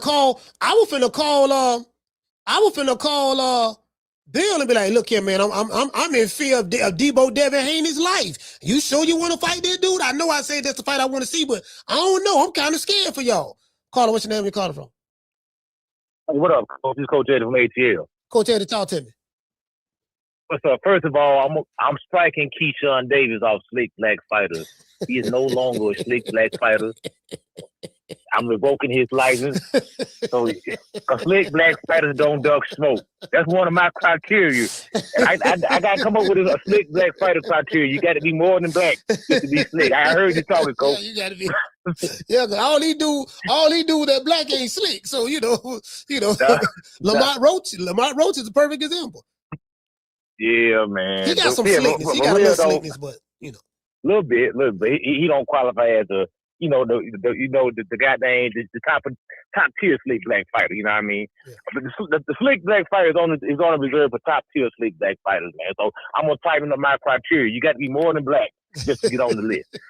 But I'm gonna tell you, I feel Bob Arum, because Bob Arum been promoting boxing for 60-something years. He promoted some of the biggest fights. Yes, sir. From the Ray Leonard, the Muhammad Ali, legendary fight, classic fight. Then this fight right here with Keyshawn, man, it's like this, Coach. The duck was so diabolical. He got black. He got himself looking bad. I ain't gonna say black people because Xander Zayas took a fight that everybody told him don't take. Look, don't take that joker. Don't take that fight. That dude catching bullets with his teeth. Yeah. Don't take that fight. You know what? I want to fight him, dog. That's the one I want to fight. Yeah. We all see what happened. They told him, no, Tommy said, man, don't take that fight, man. Well, if you want it, we're going to give it to you. But we advising you not to don't take this fight. Even Bob Arum like, hey, what you want to do, kid? But I'm telling you, this kid is catching bullets with his teeth. You might want to reconsider it. That's the fight I want. Debo ain't catching bullets with his teeth, Coach. Yeah. Debo ain't a knockout artist. That's why I'm so puzzled. Yeah. Bro, he ain't even a knockout artist. Why won't you take it? I can see Xander should have ducked boots. Xander should have ducked boots. Yes. He didn't. He ran 2 boots. Listen, bro, you hit the nail. Damn, I ain't think about that. Bro, Devin Haney only have 15 knockouts. He's not a knockout artist. He's not known for having any kind of knockout power, but motherfuckers ducking him. I can't wrap my head around it. Damn, that's crazy. Like I said, Xander should have ducked boots. I mean, I would have told Xander, look, we ain't gonna fight this dude. We're gonna fight him later on down the road. Yeah. I would have dressed it up, a little better, but we ain't fighting this dude, man. This dude catching bullet with his teeth. But he went there and fought this dude. Now Bob Arum had that experience with Xander, and now he had the same experience with Keyshawn. This man shaking his head, man. Like, bro, you supposed to be a slick black fighter, quote unquote. You won't even fight this man. Yeah. The man embarrassed himself, man. You know what I mean? At the end of the day, man. But hey, man, I enjoyed the show this week, man. This man got Canelo Alvarez looking like a legend, man. this man got Canelo looking like a legend. God, hey, I got to keep it 100, man. You ain't making Canelo look like a legend now. Yeah, man. Hey, man. Hey, you heard the brother call from Montgomery. What the brother name, yeah. KB, he called. Hey, bro, I swear to God, I thought that was you. Every day he said, this sound like something you would have said. I said, this Coach Eddie. He was just red about who was ducking. Yeah, he was mad. I said, this Coach Eddie homeboy right here. hey, but real talk, at least Canelo had a real reason to duck David Benavidez. Yeah. He's gonna get a mud hole stomped in him. Yeah. I don't see the reason why to duck Devin. I really don't. Yeah, I don't either. I ain't no shade to Devin. I mean, I'm just keeping it honest, man. You ain't gonna get knocked out. You ain't going to the hospital. You're gonna get hit with a whole bunch of money, and if you lose, so what? You're gonna get a pass. So what's the problem? Yeah, you know what I mean? Yeah, Devin going out boxing and stuff like that, but you ain't got to worry about getting put in no coma or nothing, you know. Yeah. I don't know now. I don't know. And you gonna get it. And you gonna get a pass, coach. I don't know. Debo at the welterweight now. We thought that when he fought Brian Newman, he almost knocked Brian Newman out that second round. I was like, damn. You know, so I don't know now. Debo might. Right. Yeah, Debo might. I think welterweight. I think he a lot stronger at welterweight, Coach Eddie. He look like he a lot stronger, bro. He look like he stronger. Stronger. All right, but shout out to Coach Eddie, man. But his mentality. All right, Coach. Yes, sir. Yes, sir. Yeah. Hey, we sitting around there, bit. Hey, somebody finna be number 16. Devin Haney got about 15 knockouts. Somebody finna be number 16. Hey, bro, I had somebody tell me. They say, man, Coach, I'm telling you. I forgot who told me that shit, bro. He said, Coach, I'm telling you. Don't be surprised. He said, if Keyshawn and Devin fight, he said, Devin gonna knock Keyshawn ass out. Watch what I tell you. Don't be surprised if he knock him out. And I'm sitting there laughing. I'm like, hell no, man. Then I went to thinking, I said, you know what? You know, hey, somebody finna be number 16. Yeah, but what y'all said, I ain't had a knockout in a minute, huh? But guess what? You finna be number one on my knockout streak. My knockout streak right now. Like, man, I don't know, boy. Shit. Caller, hold on. I want y'all to look at this. Y'all look at this right here. Y'all remember this? He pulled up the bill with the Pooh Shiesty mask on. Was it Pooh Shiesty mask? Wait, but listen, you still got an opportunity when you go handle your business right here, because you know me and you in the DM. You said what I'm saying? Correct. He said, you know me and you in the DMs, correct? And you know you told me that you would look like an opportunity. Yeah. I believe you. I knocked Jermaine out, what we doing? He said, after I knocked Jermaine out, what we doing? Man, come on, man. This nigga need an Academy Award for that performance he put on for acting. Caller, what's your name when you calling from? This is Warren Wortham from Waterloo, Iowa. Warren from Ohio, talk to me, brother. Iowa. Oh, Iowa. Talk to me. Yeah. I'm a friend of Steve Kim. But hey, I think what really got Keyshawn shook is when he looks at that Brian Norman fight and then realizes that Devin might be carrying more power at 147. Yeah. I think that's going to have a lot of fighters rethinking taking a fight with Devin. Yeah, I mean, I again, like, bro, I listen, Warren, I'm gonna be honest with you, bro. I ain't seen nothing like this. Like, dude, I just playing the video. You pulling up on Bill with the Pooh Shiesty mask on and looking gangster. Yeah, after I knock out Ortiz, what we doing? And like you doing, like you campaign hard. You campaign hard, bro. Listen. You had a sold out venue. You sold out all these whoop tickets. I bought one of them. I bought one for me. I bought 3 more for friends and family. So you sold all these whoop tickets, and everybody showed up at the venue, and you didn't. We wait to see the concert, and you walk away. Exactly, and he has more energy and smoke for Abdullah Mason than he. So I'm thinking he's bringing that type of smoke, and now he's going against Devin.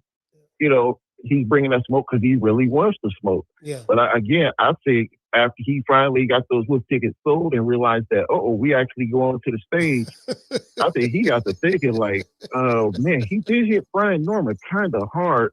I don't want to be the first fighter this brother ends up knocking out in a long time. So then again, I'm going to need $6 million. I'm going to need to at least net 5 of that. Well, no, he ain't gonna net. If he getting paid $6 million, he ain't gonna net 5. He want like 8 or 9. You know what I mean? Because that's true.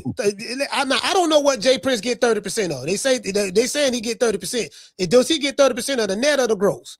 So if he getting 30% of the net or the gross, then that's a bigger percentage. That's a bigger number. You get what I'm saying? It sure is. So I don't know, man. he signed the contract, you know, and like you said, whether Jay gets that 30% on this fight or another fight, I'd rather that 30 come out of if I'm getting $3 million than my next fight where I might only be getting a little over $1 million, you know? Yeah, man, he signed the contract, man. So, well, shout out to Warren, man, on Iowa. Stand up, brother. Hey. Nah, man, look here, man. That ain't no excuse because you signed, bro. Listen, you literally following Shakur Stevenson. You literally let me go sign with the same manager my big brother, my play big brother signed to.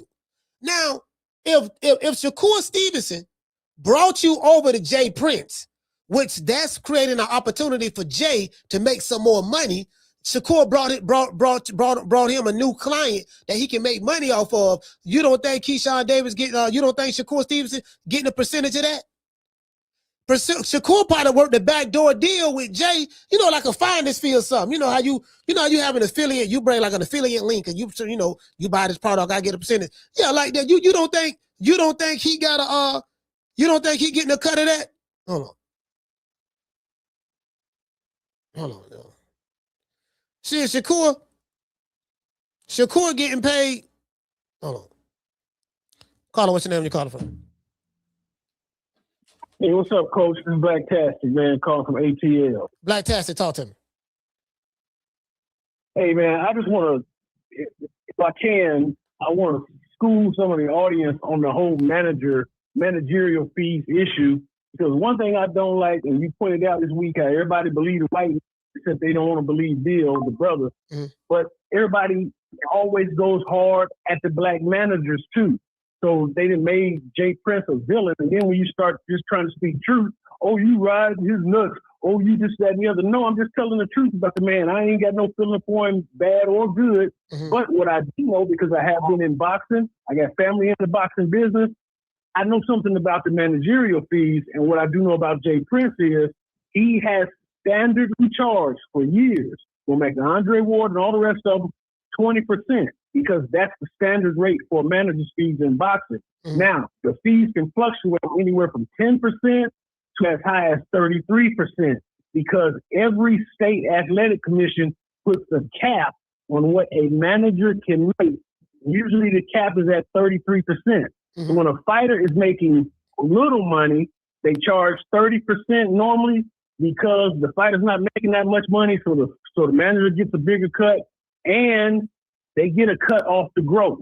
As you mentioned earlier, they get a cut off the gross before the taxes and all the deductions. When the fighters start to move up, they become a prospect. They normally the manager normally takes about 20%, because the fighter's making more money, so the percentage don't have to be as high, because they're going to also get more money. When you become elite, like at Devin Haney's level of earnings, then the manager fees normally drop down to about 10 to 15%, because 10% it's a bigger number. Of like a $5 million post is $500,000, right? Bigger number. I got you. Right. And so people keep trying to say, oh, Jay Prince is villain. Well, why don't they don't do this to the other fighters, but they want to do it to a man that's been in business for nearly 3 decades or over 3 decades, has built a business, and then he's been doing the boxing thing for a long time, and he's been doing good business. You ain't heard no stain on his name behind these fighters, but people just creating stuff out of their own imagination. Keyshawn went against smart managerial advice of somebody that's established in business and is successful, and instead of taking the $3 million, which was negotiated for him, because that's what the manager does, they negotiate with the promoter. Jay Prince was responsible for negotiating that $3 million. Keyshawn thought he was smarter than the average bear. He decided he wanted to be Yogi, and he ended up getting egg on his face, and now he got to wear this duck suit that everybody put on him. But Jay Prince is not the problem. He was the one who actually helped the man get more money than he had ever gotten. So I just wanted to say that, Coach. And, man, I appreciate you, man. Please play that duck. I don't know where that duck video you had where all them ducks was marching. Oh, the duck. Oh, I'm a fight. Please play that for me, man. I got to see that one more time, man. All right, I got you. I'm going to play it. Hey, shout out to Black Tastic. Salute for ATL. No, he's right, though. No, he's right. Listen, and I said that this week. I was like, I ain't never heard nothing bad about Jay Prince. with any of his fighters. I said that. I mean, you know, Rick Glazer put on Twitter that Keyshawn getting 30, that Jay Prince getting 30% or 35%, something of that sort. Again, when I mentioned that on this show, you know what I said immediately after that? I said I cannot confirm that. Because I don't know what he getting paid. I can't confirm that. That's exactly what I said. I have the actual video when I said it. I say this what Rick Glazer said. I can't confirm that. See what I'm saying? So I don't know how he would know that, you know, again, I'm saying, unless he saw the contract or whatever. But yeah, he right about that. I've never heard anything bad about Jay Prince in boxing. Never. Like dead ass here. Like he got a clean reputation in boxing to my knowledge. Oh, shout out to Mr. Warren. Hey, okay. For dropping that quarter of a hundo on your boy. Hey, Leroy. Cash out. Received. Playtime's over, boy. Yes, sir, brother, man. Yes, sir. Hey, look here, man. I gotta hit y'all with the Huggy Bear. Hold on. What it say? Listen, shout out to Happy Valley Farms. Hey, okay. Dropping that quarter of a dub on your boy. He say, fool me once, shame on you. Fool me twice, shame on me. He say, never again, Keyshawn, never again. Lord have mercy. Hold on. I got to pull the ducks out. That's the one we gonna adopt. That duck right there. We got to pull the ducks out. Just a bunch of ducks marching and all that stuff there. Hit him with the Huggy Bear. Down from the bar, there's a platform stage. People pimping, sharp as razor blades. Yeah, hold on. We got to find these ducks. We got to find these ducks. Yeah, you know, yeah, we got to find these ducks. Yeah, ducks quacking. That's what I looked up. I just went to YouTube and typed in ducks quacking. It was, ooh, Lord have mercy. It was a whole bunch of goddamn ducks right here, boy. I'm trying to tell you, boy, it's an army full of ducks. Hold on, y'all, hold on, fam. But I just found the army full of ducks. See, I don't know. We can whoop these niggas. It's too many of these ducks right here, boy. Concentrated, if you find some ducks concentrated in one area, it can be dangerous.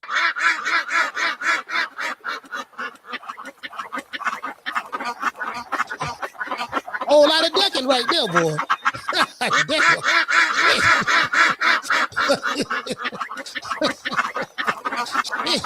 Boy, yeah. Hey, hold on. It's another one. There's another one too. What the other one at?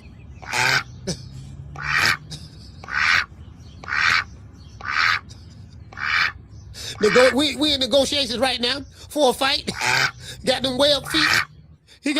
We're in negotiations with Bob Arum for a fight.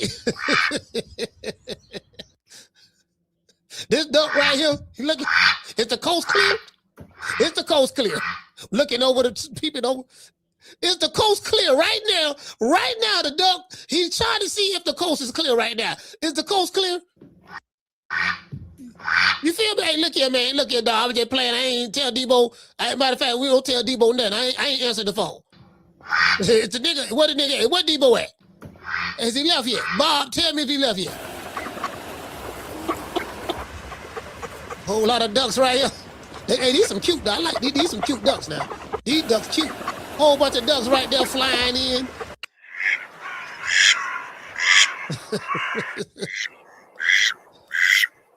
Duck there. That's a pretty duck. That duck there. I like that duck right there. Okay.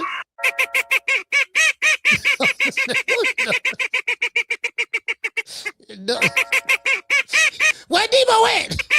Tell Debo I said I'm here. Tell Debo he gonna get hit with a brick. Tell Debo he gonna get hit with a brick. Don't nobody want to fight me. Yeah, man. Hey.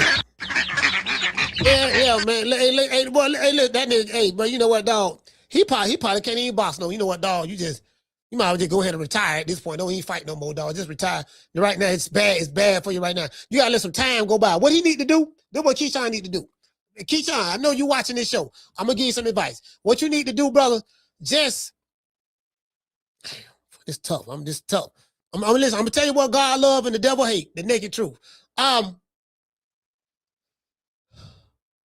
Don't come back on YouTube. No, don't come back on social media no more for a while. Give it about another 5 or 6 weeks. Let about 5 or 6 weeks go by. I want you to go live. I want you to go live from a Hilton Melt facility. Go live from a Hilton Melt facility. Because you need to try to get you some sympathy at this point. You can't do it at church. We don't want to hear you hide behind God. That's what y'all like to do. We don't want to hear you hide behind religion. We know what y'all want to do. We don't want to hear nothing about you got saved and, oh, we don't want to hear none of that. Because we know y'all niggas just be flogging. Y'all be bullshit. We don't want to hear none of that. What you got to do is go live from a Hilton Mel facility and have on a straight jacket. And we want to see you like this here. We want to see you doing like this here, like bouncing off the wall or something. Then we can come back and talk about that and be like, damn, you saw what Keyshawn did? Man, I don't know, man. Like, I think maybe something was wrong with him. Something had to be wrong with him. Man, that's why he turned down the $3 million.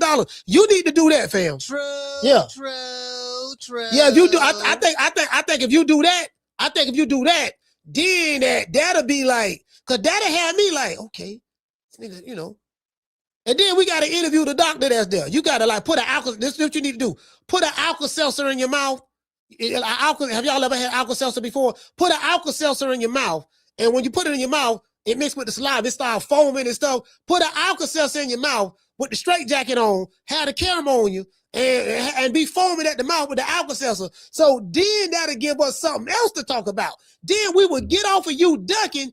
Then we'd be like, oh, he ain't ducked. Something was wrong with him. That's what it was. True. Yeah. True. Yeah.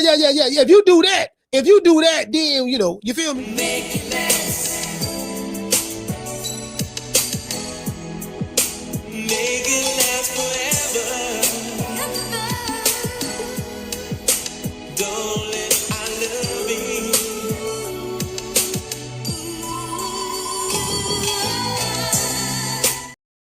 Yeah, man. See that what he got to do, dog. See, listen. Now your next fight, you got to come back like this. I don't even play, nigga. Wakanda, bring your ass over here, nigga. This what I'm gonna do to you. Oh Lord, him. Oh, I just kicked Wakanda in the face. Oh, hit him in the stomach. Oh Lord, kick him, slap him, kick him again. Oh Lord, I'm beating Wakanda ass. What you gonna do, Wakanda? You want some more? Oh Lord, hammer, go up on him, bam, catch him in the neck. Ah, Lord, Wakanda is dead.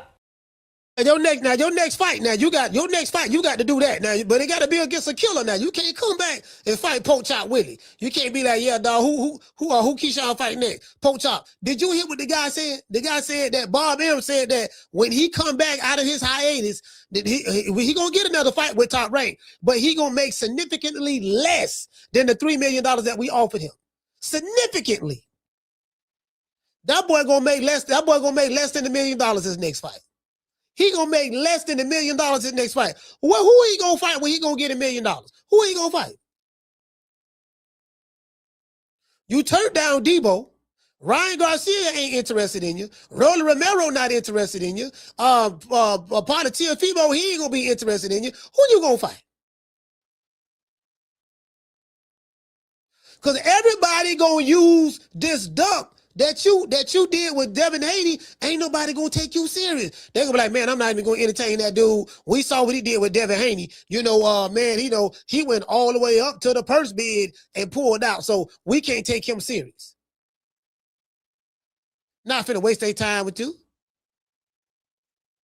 Bro, like Coach Eddie said, y'all ducking Devin Haney. Debo Devin Haney. Devin Haney ain't known for being no knockout artist. He ain't gonna knock you out. We know that. We know how Bill Haney coach train. What they gonna run the clock on you now. They gonna be whooping your ass a little bit or just outboxing you. And then once he do that, he just gonna run the clock on you. He's gonna outbox you. Carla, hold on. Y'all ducking Devin Haney. He got 15 knockouts. That's why we call him Debo. Debo Devin Haney got 15 knockouts. Y'all ducking him? And Keyshawn, you supposed to be a knockout artist. Carla, what's your name? You calling from? Yeah, peace, Coach. This is Jack in Minneapolis. Peace to the chat. Peace to the chat. Jack in Minneapolis. Talk to me, brother. Yeah, Coach. I'm listening. And you just mentioned, Keyshawn next fight and all that. But this is what I'm gonna say, man. If you're gonna do all that talking and then walk away from the table, like we mentioned, your next fight, dog, you gotta run through that gauntlet. Top Rank ain't gonna put him on the shelf. The next 2 fights, Coach, for Keyshawn Davis to get that credibility back, I need Keyshawn versus Tiger Johnson first. You beat Tiger Johnson, then you got to fight Brian Norman in Atlanta. You beat Brian Norman, then come back to the table to get your credibility. That's all I got, Coach. I'm out. All right, salute, fam. Hey, you know what? That's a good idea. Yeah. I like both of those fights. Keyshawn come back and fight Tiger Johnson because he went top rank. He went top rank. Look here, dog. This is gonna be the devil. You got it, because you got to redeem yourself. Because we don't believe you no more. Bill Haney them don't move on. I can tell you that right. They don't move on. You can't never come back to them and say you want to fight them no more. That's over with. The only way you're gonna get a fight with Devin Haney is unless you go get a belt and Devin want to become undisputed, then he got to fight you to get that. That's over with. Shout out to Kerry Pete. Hey, okay. Been a member for 11 months. Salute to you, brother. He said he's making one bad decision after another one. He's making Jay Prince look bad. Yeah, making Jay Prince look bad. Yeah. Jay Prince ain't known for being no bad manager in boxing, bro. I'm being honest with you. Caller, what's your name when you calling from? M1, BS. M1, talk to me. What's up, Coach? Yo, Coach, is Devin Haney beating Terrence Crawford with people ducking him? Because like he was the biggest one that everybody ducked. I think Devo is on top now. Because everybody's ducking him now. Man, I'm like, bro, it's boy. Coach Eddie said something I didn't even think about. Coach Eddie say, man, Devin Haney, how y'all ducking Devin Haney? Y'all making him Debo. He's not even a knockout artist, bro. He not. I can see if, man, you ducking a new way. A new way was sleeping a lot of motherfuckers, right? I can see if you ducking a prime Mike Tyson. I can see if you ducking Jerron Boots, and it's like, okay, now, Xander Zayas, he was told to stay away from Boots. Xander Zayas called Bob and say, I want to fight Boots next. Make that fight happen. He ran to the smoke. And of course, Boots got a lot of knockouts. Of course, it's subpar competition, but yeah, he still knocked them out. Keyshawn Davis ran from a guy who don't even, he's not even known for punching power.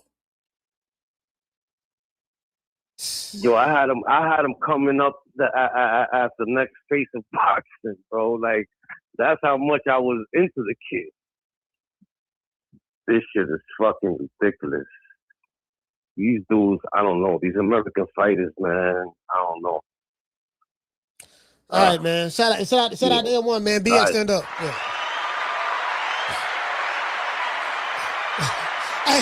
Hey, Quentin. I got something for you. Shout out to Quentin. Hey, okay. Dropping that quarter over. Bam, double your boy. Hey, Leroy. Super chat received. Playtime's over, boy.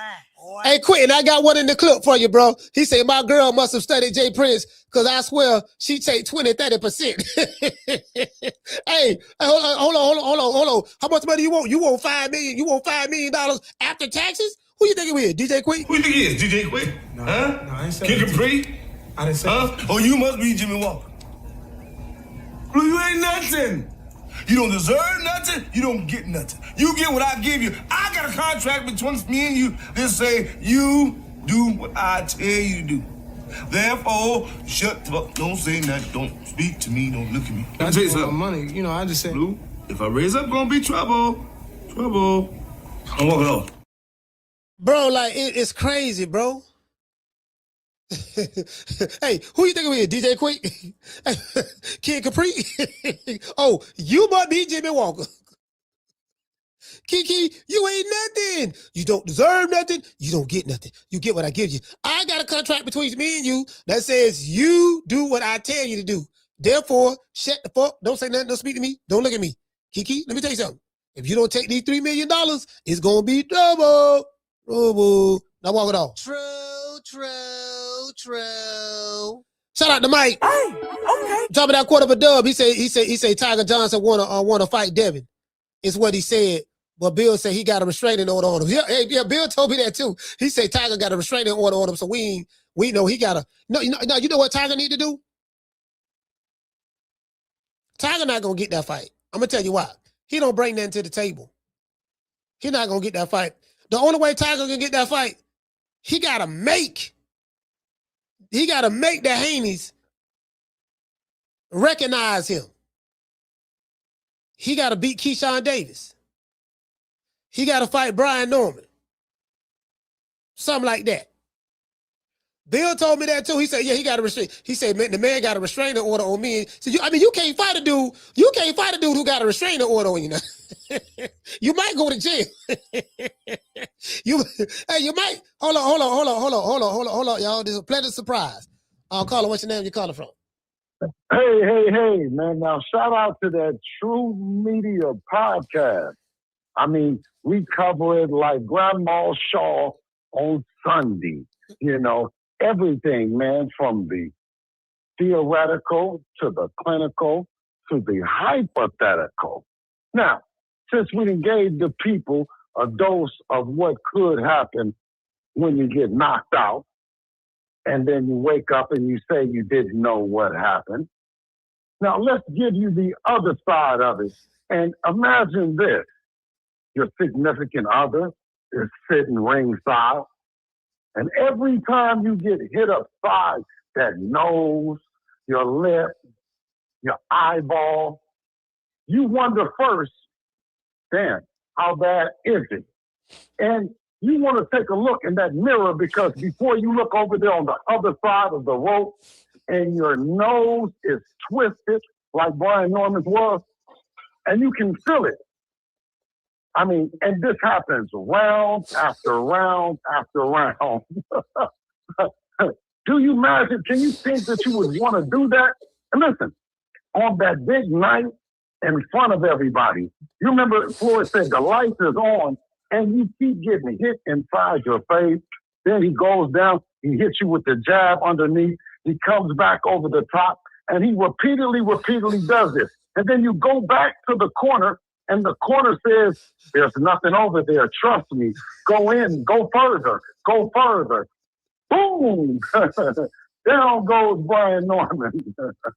You know, and Norman woke up and he said, listen, I got to fire everybody because y'all made me do what everybody else wouldn't come and do. They fired no. Man, they fired no everybody, man. Cut it out. He fired everybody. Fired everybody. Listen, and guess what? And then he went out the next outing and continued doing what he do, knocking people out. Yeah, he did that. Yeah. He continued to knock people out. All right, so I'm just saying it. So you saying all that to say what? Imagine somebody whipping your ass from pillar to post while everybody, including your kids, fans, and everybody look at you. And guess what? You have no reason. You have 12 rounds to have did something. You come back and there's no answer. Or would you prefer, to get hit with a lucky shot and come back and say, oh, man, you see, man, I was beating. You know how Rolly said, man, I was beaten right before I got knocked out. I was beating him. When he fought Tank, he said, he said, I was beating him right before I got knocked out. Which one would you like? Hey, man, look, we look the knockout, man. Hey, look here. So what you trying to say? When is Debo going to get number 16? That's what the people want to know. When is he going to get number 16, Bill? I'll tell you one thing. It was definitely going to be, we was going at Keyshawn Davis. Keyshawn Davis had did enough. I mean, and he had proved that he was going to come over there and wasn't nothing over there. You know what I mean? The name of the game is called is boxing, right? So you start out knowing that you're going to go by the rules, but clearly those can go out the window depending on who that person is. Hey, listen, I'm dead ass serious, bro. I was talking to somebody. I forgot who the brother was. He say, look, I'm dead. This is true. He say, coach. He say, man, I got Devin Haney knocking that nigga out. I say, who? I say, Keyshawn? He said, I'm telling you, bro. I'm telling you. He doing too much talking, dog. Like, bro, I'm telling you, bro, don't be surprised if he stop him. Don't be, bro. The first dude that told me that, he know who he is. He said on the channel all the time. I was like, damn. I was like, for real? And then now I'm hearing you say that. So y'all was going to go at that boy, huh? Man, listen, I ain't know nobody to knock. ain't know nobody knock Regis Prograde down. I mean, I think kind of then just went knocking down and all kind of shit. Yeah. Brian Norman knocking him down and beating him up and shit like that. You know, I mean, you know, I could see the people want more. You know what I'm saying? But I do say that these guys are good fighters. You know what I'm saying? Yeah.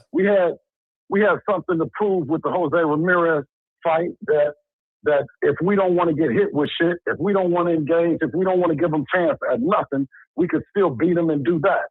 So then to come back and we were about showing the people everything. Deb got knocked down with Ryan, got back up, knocked down, got after.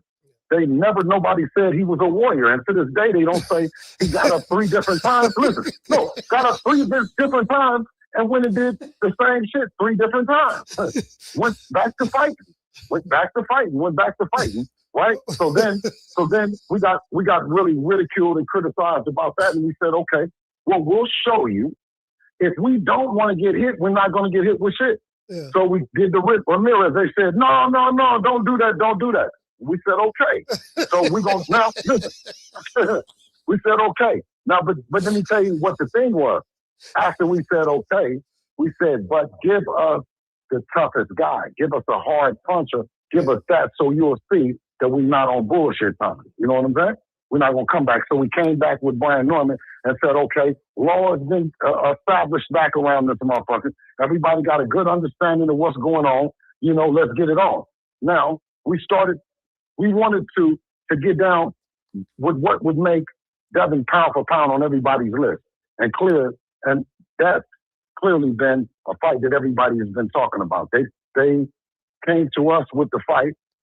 We didn't come to them with the fight, and I was clear about that with Shakur and them. I said, no, bro, it's money on your head. These people want to see the fight, right? They're at 147 pounds. They've been wanting to see it.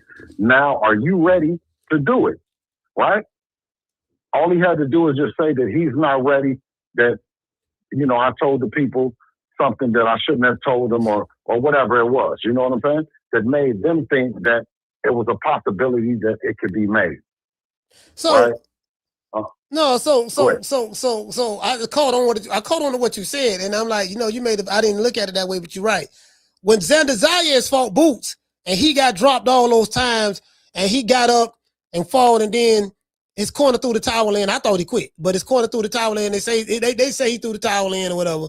I say he quit. He didn't want to fight no more.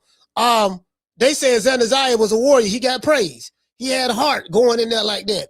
When Devin Haney got dropped 3 times by Ryan Garcia, a guy who y'all very familiar with, drunk cheat, he got ridiculed. So you saying that there's, you know, why Devin wasn't called the warrior when he got dropped 3 times with Ryan, but Xander Zayas get dropped multiple times against Boots. He's a warrior. Is that what you're trying to say?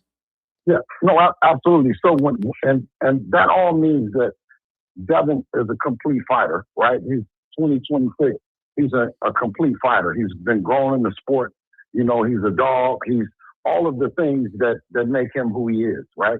And what we've all said is, damn, y'all sure describe him wrong, right? Okay, so the Pops is crazy. He doesn't really know all these people, right? They did never train with all these other people, and they've never went out and knocked on these people's door and sparred them when he believed that they were the ones. We didn't come 2,000, 3,000 miles to a kid's gym because he wasn't the top kid in the country. Who you talking about? Example being Shakur Stevenson. Oh. We drove in a Sprinter van from California to Shakur. And then, you know, we stopped in every place in between. And on the way back, we stopped everywhere. But the destination was to go to Shakur then. And I said he was the barometer. He was older than Dev. He was the barometer in amateur boxing on, you know what I mean, whether or not you were good or not, you know? And we set out from the very beginning. And just like Wally Moses said, I'd come and give Shakur $100 or something like, no, you know, good looking guy, you know what I mean? I would always take care of anybody that ever got in the ring with him. Nobody could say that we used them to get where we were going. You know what I'm saying? We came knowing that we coming to get better, right? We didn't come to, we thought anything else, that we came all this way to get better. And each time that we came to get where we needed to go. And each time we came, we started needing less and less and less. So then we started helping him. And the last time that you got a chance to see the sparring was Shakur going to the Olympic trials, where Devin was too young. Devin was too young to go to the Olympic trials. So we said, why go back to amateur boxing? We've won everything as an amateur that you can win at Devin's age. And if he can't go to the Olympics, then we would have to wait to go to the Olympics when Keyshawn Davis went. Right. And you'd be looking at a guy that's 15-0 versus a guy that's 33-0. Yeah, I understand that. We came out bitter, you know what I'm saying, about it, because in the 2012 Olympics, when Lomachenko, was it 2012, I believe? Yeah, when Lomachenko won, we were in London for the Olympics. Usyk and Lomachenko, we went out there hopefully getting getting inspiration that he would be in the next Olympics. And they dropped the age, and that derailed our plans. Okay, speed up today. So you know let me just tell you from there. So from there, we had a chip on our shoulder that we went to Mexico, and we, as a pro, we felt that we were developing a pro style that would be better than what they did in the amateurs. Because remember, Loma in 2012, so he went on to have championship fights and all that other shit. Devin and him is in the same division. So Dev was calling for Lomachenko, right? Lomachenko was the guy. Yeah, I remember that. I remember that. Not Shakur, not Tank, not none of them, right? It was Lomachenko. You said when Lomachenko got. Listen, he ducked us. When he got elevated to the that's when Mauricio Sulaiman created the French fries belt. I called it the French fries belt, which was the franchise belt. And I remember when you told me, you said that when y'all win that belt, when y'all beat George Kambosos, I said, what y'all gonna do with the French fries belt? You said y'all gonna drop it. We haven't heard anything about that belt since. Right. So, I think Mauricio Sulaiman kind of discontinued that belt. So now I'm just walking you with it, and I'm saying this. So the fighters that came after that, by the time we went through the Gamboas and our learning, the Jojo Diaz's of the world, the Jorge Linares, Lomachenko's, and Regis Prograis, and Jorge Ramirez and Brian Norman. Man, what do you think that these people, the rest of the division and the rest of the people look like, man, to us? And what do you think they really think about us? And what do we look at them? I don't care what they're saying on the social media shit. They're supposed to do what they're supposed to do. And I'm not saying that they're not bad fighters, but at the end of the day, how do you really think they think about us? That's what you would have to be saying. I think, me personally, based on their actions, I think they think very highly of you guys. Because for the life of me, I don't get it. Like, I had a call here, Coach Eddie from Atlanta, and he said, I don't even understand why Keyshawn Davis would duck Devin Haney when Devin Haney is not even known as being a puncher. Debo Dev is not known for being a puncher, but however, there's a reason why when it comes to fighting him. No, hold on, Bill. You got to finish. It's a reason why when it comes to fighting him, there's always, he don't do this, he don't do that. There's a reason and excuse why not. And I don't like even when I read what Bob Arum said. Do you mind if I interrupt your perplexity? Go ahead for a second. Well, why was Lomachenko in the locker room crying after the fight? he shit. Yeah, he shit. Let's talk about that for a second. Yeah, he was. Yeah. Let's see if he's really not scared of getting canceled. Hey, so y'all had low. Hey, listen. No, shit. Let's pull it up. Pull it up. Why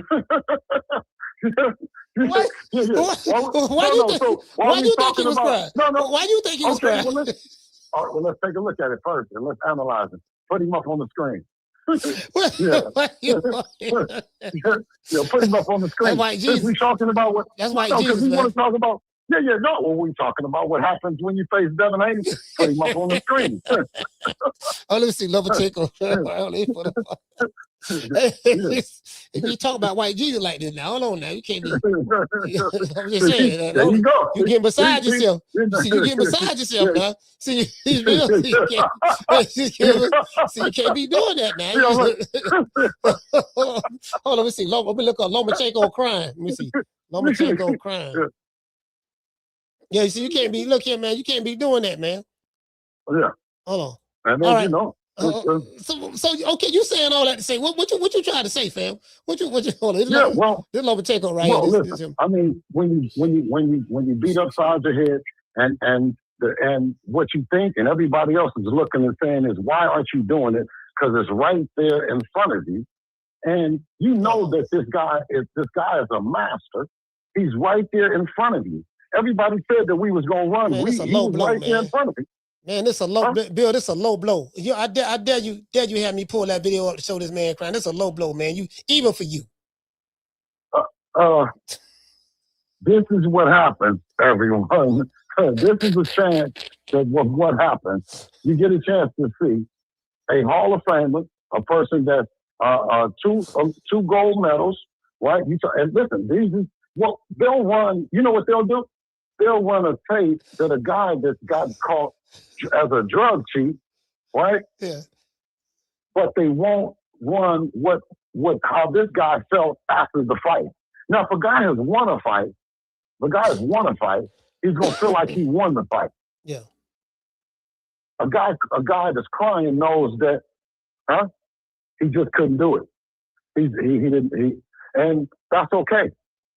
So to pivot a little bit, since we're talking about Ryan Garcia and the drug cheat and all that stuff there, do you guys? Well, I know that's a place. That's a good place to pivot, isn't it? Yeah, that's a good place to pivot because we don't want to talk about Loma crying. So you know what I mean? I think that was disrespectful. I think that was a low blow by you. Okay, well, you know the people love Lomachenko. Come on now, Bill, don't do that. You know what I mean? This is I think it was supposed to be. Hey, so let me ask you this. Ryan Garcia. Boy, that's the biggest fight. Okay, y'all don't ran Kiki off. Kiki gone. Kiki is off the block. She gone. We don't know where Keyshawn Davis at.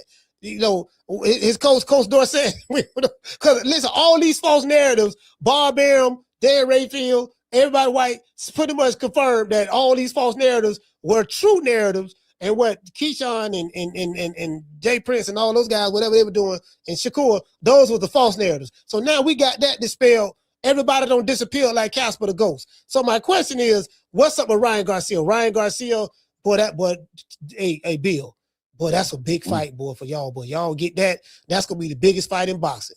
Because we need to know, can Debo Delve, can he redeem himself from that fight, from the drug cheat? You know what I mean? And can Ryan Garcia beat Devin Haney without having any PEDs in the system? That's what need to be answered. Oh, absolutely. Well, you know, like I said, I told him then we were going to tighten up the list, right? And we were going to get to him, and once he handles his business with Conor Ben, like I believe that he will, and I hope that he will, we'll revisit the mega match, the super grudge match, the match to decide it for real, what's the deal? You know, we'll talk about that after that. Okay, so what's up with Tiger Johnson? That boy from Cleveland, Ohio, he said he want the smoke. He said y'all jumped him, and he want that deal. What's happening? I refuse to say too much about Fox Johnson out of fear that I will verbally. Yeah. Go ahead, Bill. I have a lot of reservations, and I don't want to do anything I shouldn't supposed to, speaking on Fox Johnson, because I don't want to verbally assault anyone with this,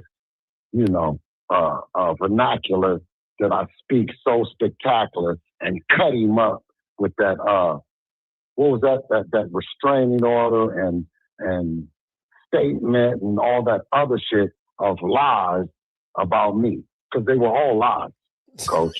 You know, they're just all lies. One more reason to try to get me off the playing field. So wait. So Tiger Johnson has a restraining order on you for what? Why he got a restraining order on you? I have no idea. I have no idea. I don't understand why the man would want to do something like that to me. So and anything and everything that anybody's ever seen, they seen me trying to break up altercations and stop shit, not start. Right? I know what starting bullshit gets you. You know what I mean? I come up off the streets. I don't claim to be one of them guys at all. Yeah. I don't get. I'm like, okay, so Tiger Johnson off the table. Is there any way? Okay, I'm on the list. We know you told me I'm on the list. I got it on bit. I'm on the list. So again, as I told you before, you take care of all them other guys. You know, I'm trying. You know, if there's any chance, if Debo really need an opponent, just then let me know. I'm a one phone call away. I'm very easy to work with. I ain't turning down no money.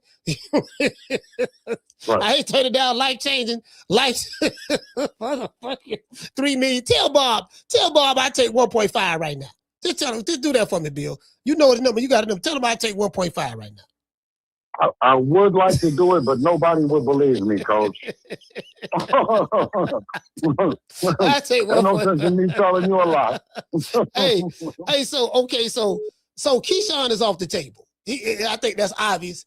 Is there any truth to him saying that he wanted 60-40 now or something? Well, I don't know. I had some money, you know what I mean, that was like a six-figure situation that I called to talk to him about, and he told me, get the fuck on. So, I mean, if you add on what Top Rank had and what a guy with very limited power, knowledge, and understanding of the game reached out to you with a token of appreciation and an incentive to make this event be the magnitude that we all believed it would have been. I wanted to discuss that because that would have been an opportunity for me to do something for the people, in addition to what everything else that the people and the promoter and the network were doing. But unfortunately for my guy, and unfortunately for the people and you know, me as well, that he told me to get the fuck on. Yeah, so I think it's pretty obvious. So now that we know Gustavo came out and confirmed what Jay Prince did, you know, how they, you know, they was, you know, I guess they kind of, I don't want to say backdoor, but, you know, he kind of like backdoor came with the, you know, Keyshawn Davis, because Keyshawn Davis, I got a video where Keyshawn Davis said that he was the number one guy to fight for the WBO title at 140. And we do know what happened with that. Shakur Stevenson ended up beating Tio and having that belt. So you know he wasn't going to fight Teofimo Lopez. He wasn't going to fight Shakur Stevenson. That's his play brother. So they came up. So that bro, like when I go back and look at all those videos, it makes sense now. They was leaving breadcrumbs, but now when you gather all the breadcrumbs, you have a meal. It's like, oh, okay, they were saying there's so many words here and there. So they had no intentions on doing that. So we don't move on. Have you spoken to Jay Prince since Keyshawn disappeared? No. Okay. All right, you ain't spoke to him. So Leon Pardo. That's Leon Pardo. Leon Pardo said he want the smoke. Well, Leon Pardo said he didn't want the smoke. You know, I mean, I'm playing back our surveillance tapes, looking at everybody that said everything and anything, because we've been, you know, completely dialed in on the brothers, you know. Leon, what you say? Leon Pardo turned it down? No, I said Leon Pardo. I've paid attention to him. I've also paid a little bit of attention to Jack Catterall, okay. You know, who's the WBA regular champ, you know, and in a position to apply pressure to Rolly and Tio, you know, and we also have Liam Perro over there with that other belt, you know. So we're looking at some things for sure. But you know, the early in the week and last week, you know what I mean. Everything had been so disheartening, you know, and with Keyshawn that you know, when he went missing, I said, well, you know, why is he missing and why has he stopped negotiating? You know what I mean? Because even then with the 2.1, they came back and said, you can still get the 3. Yeah, they did, yeah. You can still get the 3. Bob And then, Arum you know, said you could, you know, then you know, you still got, you know, you still got builders calling you. You got to at least say, think about it, man, what was this nigga calling me for? Why was he looking for me? Yeah, so why when is... he told me, he said, I know the people, I got the money, why is he calling me? What people was he talking about? Well, I mean, if the people wasn't bringing enough and doing enough, I wanted to make sure that he was all right, you know? At least that we could talk about it, right? And I don't know how to the degree that I could have helped, but I know I could have helped. I was calling him prepared to help the situation get across the goal line because I didn't want it to get to here, right? You never want, or you never think that you've picked, right? He's not. Who is the what's people? Being described to him. Who is the people? Well, in that instance, it's me because he's gotten all the money and offer that he was going to get from the people that was, you know, in terms of the $3 million. But I'm saying who was Keyshawn was talking about though? Was he talking about somebody different from Top Rank? No, see, that's what I didn't know. Oh. That's what that was what the unexpected was, right? I couldn't talk to him. I couldn't little boy him because he's already said or indicated that he might have some other people that's going to show up, you know? And at that point in time, you know, I hearted the message because in the business model, he brings the more money that he brings to the table is better for Devin as well. You know what I mean? It's better for him and it's better for Devin. So I'm cheering him along and hoping that, you know, he's going to something that's going to be good. You know, he's going to have a surprise. And, you know, waiting on the surprise to come in, you know, I said, takeover promotion. Now, what the hell did Keyshawn and Tiafimo came up with? You know what I mean? You think Keyshawn was talking to Tiafimo? Oh, that's who he was probably talking to. That's who he probably was talking to. Yeah, that's what I was thinking. You know what I mean? And then, you know, the letter, you know, they came in with the letter, and I don't know what the hell after that, you know. They was going to keep it closed, and they wanted it open, and ain't no telling, man. I know this thing was you know what? Because TLP, the takeover promotion showed up, and they put they made a purse bid on their fight. He was probably talking to T.O. Yeah. Oh my God! Oh, this nigga dumber than this nigga dumber than I thought he was. This nigga dumber than that. Oh my God, man! Oh man, fail. How you talking? Hey man, hey, you know what, man? Hey Bill, this is considered the duck of the year. Everybody saying that, you know, this is a supreme duck. I remember when he walked up to you and he had that ski mask on his face, and I saw fear. Right. I'm like, was you scared when he had the ski mask on and he said that he want Debo next after he knocked out Ortiz? Was you scared of?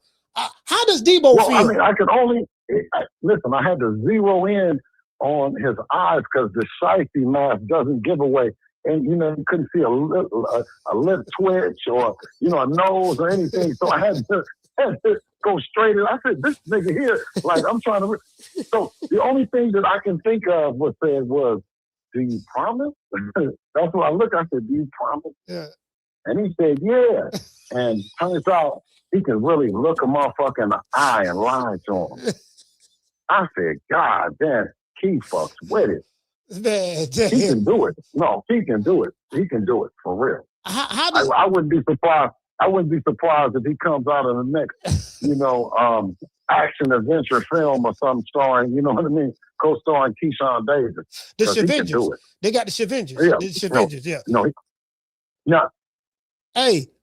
Don't take away from that. Listen, don't take away from the fact of when I say about these guys, they really are them in that ring. But I've said that Devin is something different. Now, you can take him and you can put him with somebody else, and he's a killer. You know, he's a killer. He's a killer. Yeah. Right. That's all. Yeah, he's a killer.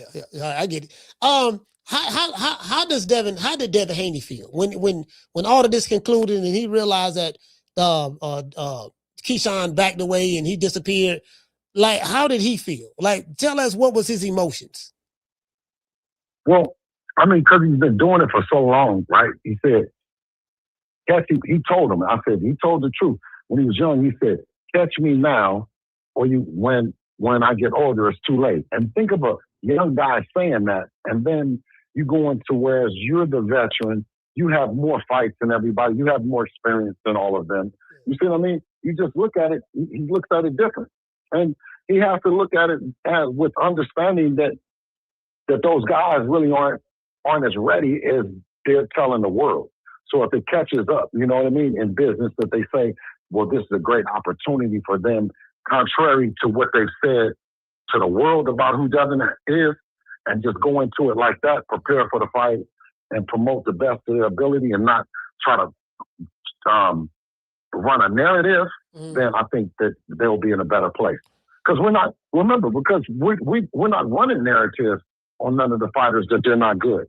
We're the opposite. Yeah. The narrative for us was that we have 10 amazingly talented fighters on a list that we know that the people love, and the list was to Turkey, to Dr. Khan, to Nick Khan, Dana White, the Zone, you know what I mean, all the heads in the boxing world, that this is what we're on. You know what I mean? The public, this is what we're on. Not that all 10 guys might have said that we were a bum. You know what I mean? So how is that going to work out for them? Right? Yeah. Hold on, Bill. I got a super chat. Hey, shout out to Stephen Ford for becoming a new member, man. Salute to you, fam. And Mike, shout out to Mike. Hey, okay. Dropping a half a dub. He said, I was at the Chase Center for the Devin Haney and Regis Prograis fight. He said the co-main event was Pato versus Montana Love. Yeah, Pato put hands and foot on Montana. He said, can we he said, can we get Devin and Pato fight back in the Bay? That's a possibility. You know what I mean? So this guy say, don't waste time. He say, don't waste Bill time, coach. He said, it's Pato belt, Rolly belt, then undisputed against Ryan. He said, bigger than anything. Then Dev can worry about 154. Okay. Yes, sir. All right. This guy says, Black Tastic. He said, Keyshawn got me seeing like Rick James. He said, duck them, then leave them. Man, like, I ain't gonna lie, Bill. Everybody disappointed in Keyshawn. I really thought he was that guy. I spoke to somebody. No, he is. He is, bro. I mean, he is. From a boxing standpoint, he's everything that we've seen him, and I wouldn't do that. I'm not about to. All that. I'll put him on this before the Albright fight. He's an Olympian. But what I said was then, coach, I said, you know what? He sped up the list. I said, I wouldn't even do the people. I said, you just got 15 fights, man. Knock it off, man. He said, y'all keep saying I got 15. I said, I do. I'm not picking on you, man, but I am putting you on the list because you will be one of the guys, but not right now. You said, no, fight me. You said 15 fights. You said, fight me. Stop picking on Hispanic. Stop picking on Spanish people. Nobody else. No, pick on me. I said, y'all, he didn't got elected. He didn't spare himself all the way up the list. Now, you can be doing the talking, but when you go over there and tell one of them sanctioning bodies and then tell a legacy fighter to drop the belt. Yeah. See, that was, you know what? See, that was the one thing that we knew that they was on bullshit for, because we were like, okay, let's just go ahead and fight. The belt, y'all, you went and petitioned, which put us on the clock. So putting us on the clock meant that now you testing us. We saying, all right, well, let's make it. We'll make the fight, and then we can do all of that with the belts. We can decide all that. When we found out they was on bullshit, they kept saying, drop the belt. We said, you know what? We ain't dropping. Listen, we're going to drop our nuts. That's what we're going to drop. We ain't dropping nothing else. Come on. Let's get it on. And then Big Bro, if you sticking around and you waiting after we get through dusting him off and defending his belt, you got action too. You know what he said? The dude, a little brother, we went back over there to him and he told us, so y'all dropped the belt or come to 44th. Man said, man, we ain't listening to you, dog. He said, oh, scratch me off the list. I scratched him off the list. So when Jay Prince said, when he told Ron Goodall of Fight Hype, I got 2 double-barrel shotguns pointed from both sides at the Haneys, and I hope the homie do the right thing. What did Jay Prince mean by that? I hope the homie do the right thing. I don't know, but the next person that we get in the ring, we're gonna punish him just for Jay Prince saying that. He said, yeah, man, I hope the homie. Yeah, that's what we're gonna do. We're gonna do the right thing. We were trying to do it to Keyshawn, but guess what? Somebody gonna get it taken out on him. Don't worry. He said, all right, so Jay Prince, the homie ain't gonna, listen, homie, I hope you need to do the right thing. You ain't do the right thing. So Keyshawn dropped the belt. So this tell me that their whole plan was to try to intimidate you. Hope that Devin Haney was scared to drop the belt. And then you signed with and then the thing that get me, Shakur admitted that he didn't sign no contract to fight you. He just gave them a verbal agreement. He'll do it, and told him to add him to the list or something. So I was like, man, if y'all fall for that bullshit, if you fall for that bullshit, man, I spoke out against that off the rip. Yeah, none of that shit makes no sense. He got to go do that. See, the difference is we still will fight anybody. It don't matter. Yeah. Let them say that they're going to fight anybody next. Okay, would you fight anybody with no stipulations? Anybody for our belt. At 147. Anybody. At 147. At 147. Okay, all right. Yeah. So all right. So I don't get it, man. Like no, but what I'm saying is, then he say the same thing. He say the same thing for his belt. He'll fight anybody. If you're a bad motherfucker, if it's all about that and it was all about the weight, then say you would fight anybody. Say you want the best motherfucker in your division. Yeah, I ain't. Say that say that he's the king of the division. Nobody else is better. Yeah, I ain't never. That's how we talking. That's how we talk in our division. So do you That's how we talked in 35. That's how we talked in 35. We wanted the best, whether it was Mikey Garcia, whether it was Loma, whether it was whoever. When we became the best in the division, we came back and fought everybody else then.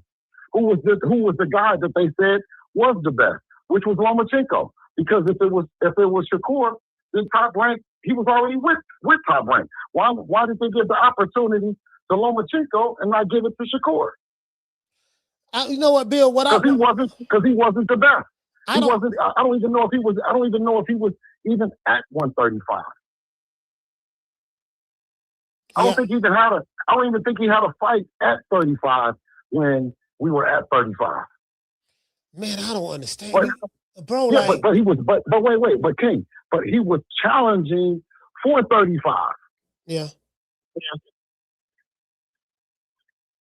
So when I told him you needed to get a flat fee, like everybody is getting a flat fee today, like everybody get a flat fee, everybody get guaranteed fee. Yeah. Like you hear all the numbers and all that. But with Rolly Romero, he said, Rolly, when there was zero fee. Yeah. Not doing motherfuckers say get a guaranteed million, 500,000, nothing. So Keyshawn Davis was going to get $3 million plus upside. Plus, it wasn't just stopping there. Yeah. So he get $3 million. That was the $3 million minimum. Right. So when you hear that from the people, that's the guarantee. What Rolly had was zero guarantee, and they came back with Tank was zero. I said, well, 70-30 or 50-50 of zero is terrible. I said 70-30 of zero is horrendous. Yeah, so they told you, because I had a dude tell me, he said, yeah, man, the Devin Haney dumped Rolly. And I said, guess what, Coach? Yeah. No, so guess what, Coach? So they thought I'm just a dumb nigga. You see what I'm saying? So I said, oh, okay, so there's no money, huh? So there's no money, no nothing, huh? Said, no money. I said, okay. Well, now I'm with the zone. I think that we can guarantee. Yeah. And when I landed on them, I said, well, you can give me a call. You can come back. When they came back to me, they said that he's not going to do nothing this year. Now it didn't say that my structure. They said that my structure didn't work. They said I didn't say that I wasn't talking right. They said he's not available this year. So now that y'all with the zone and the PBC over there with the zone, does Devin Haney does Debo plan on becoming undisputed in the welterweight division? Well, I don't think nobody is going to ask me to do no fight and don't have no money, and they're not going to want to fight Devin and it be no money on the table. You know what I'm saying? I agree with that wholeheartedly. Yeah, I agree with that because 100%, 50% of nothing. Like you can't listen. Al Heyman, I know that's your brother, but Al Heyman, you can't be this. We ain't doing back end promotions. You were talking about we gonna do a 50-50 split. 50-50 split of what? It ain't no money. Just go ahead and sign right here. No money and just whatever. So you gonna get 50% of what? Whatever the back end or whatever the fuck the back end is. Okay, but now in fairness to him, let's speak about that because that is fair. That if they're going to introduce that kind of deal, then that's on the table. If you don't have anything else, right, then that's what you have to take. That might be a great deal. That might be a life-changing deal. That might be whatever. But when you also have worked and you're in a position that we're in, you can't be undermined. You can't be, treated like, right, you have a counter. So I said, okay, well, listen, this is what the counter is for us. 55 with guarantees for both of them, 25 million. Man, that's crazy. Anyway, so Dev gonna plan on becoming undisputed because if he unified with Leon Pardo, that's 2 of the belts. Then you got 3 more. Of course, you got the 2 other major sanctioning bodies. All of the other promoters are with the zone, so it should be easy to make those fights.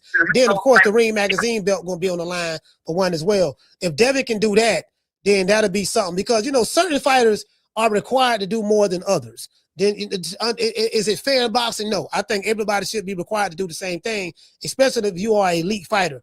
But Devin Haney is required to do things that fighters like Shakur and Tank and those guys don't have to do, and even Keyshawn. So will Devin Haney plan on going undisputed if he can unify with Leon Pardo? Does he plan on going after those other 2 belts? No, absolutely. And remember, Coach, I say this in all fairness is that the deals that Al or Eddie or Top Rank have had on the table for fighters have been great for them. Right. The deals that we have on the table have been deals that we've worked to for ourselves. We understand the business, we learn the business, and we don't look at it as no bad thing or nothing, right? When he called me and he said that we wanted that Tank was willing to do the fight, now the deal that's on the table is a deal that they're putting on the table for me that might favor them, right? When I came back with a deal, I came back with the deal that I felt that favored Devin and also favored Tank.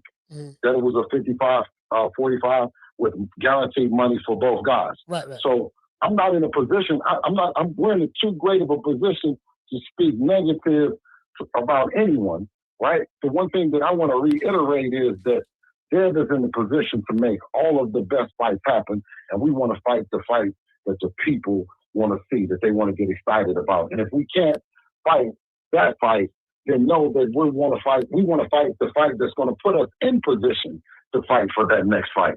He's 27 years old, and like you said, to be undisputed, right? At 135, it took a minute because everyone was shifting and moving and doing all those things. But right now, Devin's commitment is to clean out the division and become undisputed at 47. Will Devin Haney fight this year? Yes. I'm confident that he'll fight this year. I'm determined on the business side to get the right guy in there, and it makes sense. Will Devin Haney, if you can land the Leon Pardo fight, well, I'm not gonna say if. When you land the Leon Pardo fight, will that fight be in America or Australia? You know, I always say the earth is our turf. We want to do it. We want to do it in Atlanta. You know, the Atlanta State Farm Arena was on hold, and you know, they had an exciting undercard that they were going to use. So, you know, for all intent purposes, I'm hoping that we can still get over there to that Atlanta and charge up and wake up that State Farm Arena. So if you can get Leon Pardo in Atlanta, I'll go to that fight. It's a unification match. You know, Leon Pardo. How familiar are you with this guy? With Leon Pardo? How familiar are you with him? Man, I'm familiar with everybody in boxing and around their division. They're all stepping stones to the Mount Rushmore of boxing. That's how we look at it. If I say, wait a minute, if I say Shakur Stevenson, if I say that to Andre Ward, I say it's easy. Then what you think I think about Leon Pardo, right? Don't say that because you ain't landed the fight yet. I don't want you to scare him off. So I'm saying this. No, I've already said that about how I feel about the guy and why I feel like that. But that doesn't. I'm not taking anything away from him.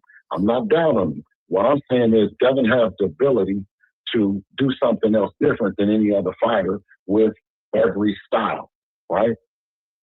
When Floyd said that the fighters are straight up and down, no special effects, I don't think he meant that as disrespectful. I just think that he meant that as his style of fighting and his IQ being superior. He's adaptable. But I think that's what Floyd meant. Like you said, he wasn't taking anything away from those guys, but his ability to be able to adapt, you know, to each fighter's style, you know, that's what he was. That's how I took it. But you have to go out and do it. Every fighter at this stage is elite because you saw even with Jorge Linares, you got to stay focused because it takes one shot. You saw with Ryan Garcia in the first round on PEDs or not. Boom, first round. You know what I mean? So I love the sport. I think the world of Devin, but I think more of him when we actually get a chance and do the things that we think we can do to the fighters just out here today. Have you what changes have you noticed from Devin Haney? It seems to me the video that was released not too long ago, he looked strong as fuck. He looked a lot stronger. He's hitting that heavy bag with some thump.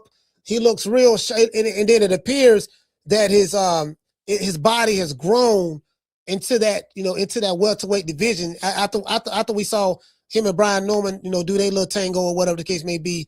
But how does Devin feel? Does he feel good at 147? Well, mind you, listen, so he feels great and he looks great, and we're happy to finally be at 147. But you have to remember, he did 30 fights at 135, and then he did 140, then he did 140, he did 144. No, I take that back. He did 4 fights, 140, 140, 144, and then 147. 147. So, yep. Yeah, so 29 fights, I said, one, and only one at 147. So one at 147. So that's what I'm saying. So he's working with Mickey Bay. What is it about Mick that Devin Haney likes so much? They have history. They have chemistry. They operate out of the same Floyd Mayweather Senior system. You know, that Senior got from learned from Dale Williams. Yeah. So that's something that, you know, is near and dear to us. You know, I'm thinking about, you know, in closing, I'm thinking about what's next for Keyshawn Davis, in your opinion? What's next for the businessman? First things first is trying to find, scour the whole world, go from each corner and see, does Bill Haney have a twin? And then ask him, what would he think? Man, I'm hearing he gonna get put on the shelf now. I'm hearing that, bro, he pissed them off. I'm hearing I'm hearing they kind of like, they gonna shelf the boy. I don't know what kind of career move this is. I know he got a new team. Maybe his team, maybe this some kind of Jedi mind trick, and really they are the smart ones and everybody else is dumb. I don't know, man, but it ain't looking good. In closing, you see a lot of the backlash. You know what you should do? Go ahead. Listen, like I said, and if you found him, because you didn't say you would have to ask me what would the twin probably say. Oh, what would the twin say? I would say, Keyshawn, pop out like you were kidnapped by some Martians and it had been a clone operating for the last few days. And you've come to restore the businessman's name. That would be a hell of a movie right there. Because I'm thinking, he just like, almost like he had just got from being chained and tied up and all that kind of shit. Yeah. And he just scratches and shit all over. He just said, I had to break away. They had me chained up. You know what I mean? I'm here. I don't know what happened. But do you think that I would have really dubbed Devin Haney? Impossible. Yeah, I will say that. If he listen, bro, if he popped back out, yeah, that'd be fire. Yeah, that'd be fire. That would have been fire, right? Hey, the only thing that I ever wanted was the people to get a chance to see them two guys, man, two extremely talented guys doing it, you know what I mean, for the people, man. I don't say that he's a bum. I don't say none of them are bums. I just say that what Devin has and what we believe about ourselves are a lot different. It's a lot different. And when we get a chance, each and every time, we're gonna show you, okay? All right. All right, salute, fam. All right, that was a pleasant surprise. Hey, man, shout out to Bill Haney, man. I tried to ask him what I could, before I can remember. Let's give everybody in the chat a round of applause. I didn't mean to run over. Sorry about that, family. I didn't mean to hold y'all, keep y'all, you know what I mean, just run over. I didn't, you know what I mean? Like, our shows we've been having some great shows. This Keyshawn Davis thing has thrown everyone for a loop. Pretty much we don't exhausted it, to that point. So, I mean, it is what it is. I wish the brother luck. He's a very, very talented fighter. He's a great fighter, but he needs to check his heart. I don't want to hear no shit about the business. For me, Keyshawn ducking had nothing to do with the business, because if it was about the money, you got the money. You got paid the money. You got paid 3 times more than you ever been paid in your life. So the money was there. And you was going to get some on the back end, according to what Bill just said, probably from the strength of the pay-per-view sales or whatever the case may be. So you was going to get more, but apparently you didn't want to fight. It's as simple as that. You got scared. We got to dispel this notion that, well, these are fighters. Fighters don't get scared. Fighters are human beings. There's no such thing as a human being that doesn't experience fear. There's no such thing as that. There's no such thing as a human being that don't experience fear. So to tell me that, oh man, these are fighters, they ain't scared of nobody. Bullshit. Fighters experience fear all the time. They be nervous before fights.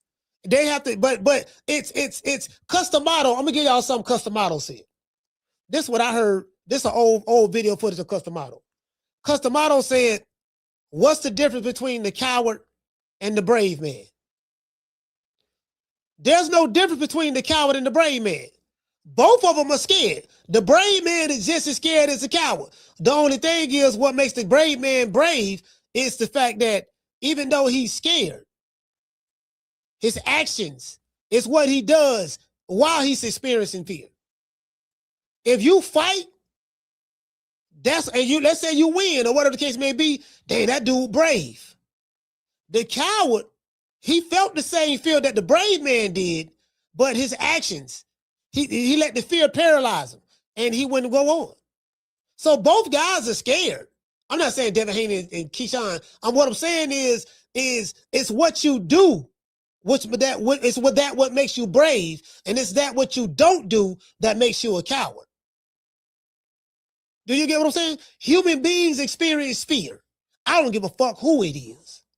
I don't care how mean that nigga look, how much shit he talk, how tough he is. Guess what? If you're a human being, you experience a human emotion called fear, just like everybody else.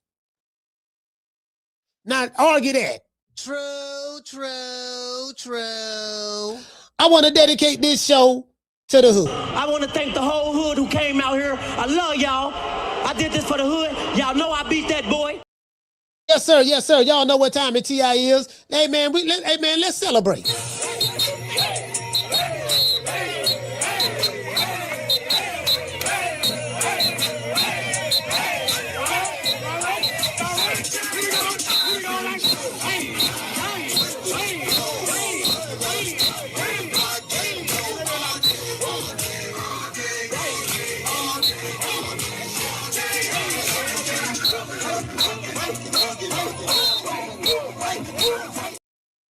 Dude, somebody in the chat say, what you say? You say, TKO, WWE, and Zuffa just might buy out Key's contract.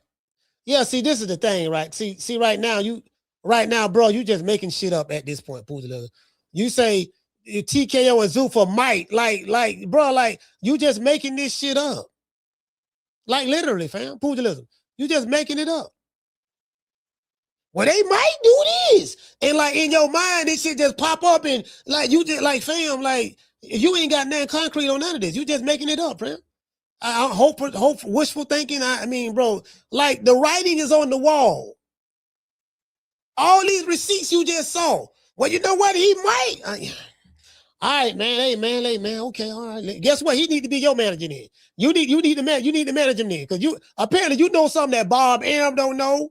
You know something that Jay Prince don't know. You know something that Bill Haney don't know. You know something that all the people at Top Rank don't know. You know something that they don't know. Apparently. You know what I mean? So, anyways, it is what it is, man. Where we at? You know what? It's something we haven't done in a while. Shout out to, I'm finna make my sister happy right here. I'm finna make my sister happy. Where you at? Shout out to, man, where my dog at? Oh, yeah. Shout out to the Tenderonis, the PYTs, the Honey Dips, and the Snowbirds. See your eyes shining, she's my snow bunny, please. In the winter lights, so she's my sweet dust of free. Talk to my nose, this lover's got is so raw. Make you move, stepping out, from out of control. Turn it up, it's me against the light. Snow bunny, moving on the bar. Everything's alright.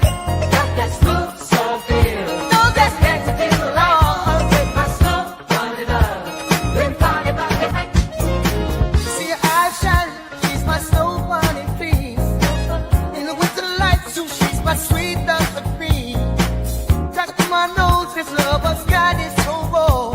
Make you move, stepping out, from out of control. Turn it up, it's me against the light. Snow bunny, moving on the bar. Everything's alright. Got that smooth soul feel. No, that's next to the law. With my snow, turn it up. Bring party back the night. See your eyes shining, she's my snow bunny, please. In the winter lights, so she's my sweet dust of free. My nose, this lover's got it so raw. Make you move, stepping out, from out of control. Turn it up, it's me against the light. Snow bunny, moving on the bar. Everything's alright. Got that smooth soul feel. No, that's next to the law. With my snow, turn it up. Bring party back the night. See your eyes shining, she's my snow bunny, please. In the winter lights, so she's my sweet dust. My nose, this lover's got it so raw. Make you move, stepping out, from out of control. Turn it up, it's me against the light. Snow bunny, moving on the bar. Everything's alright. Got that smooth soul feel. No, that's next to the law. With my snow, turn it up. Bring party back the night.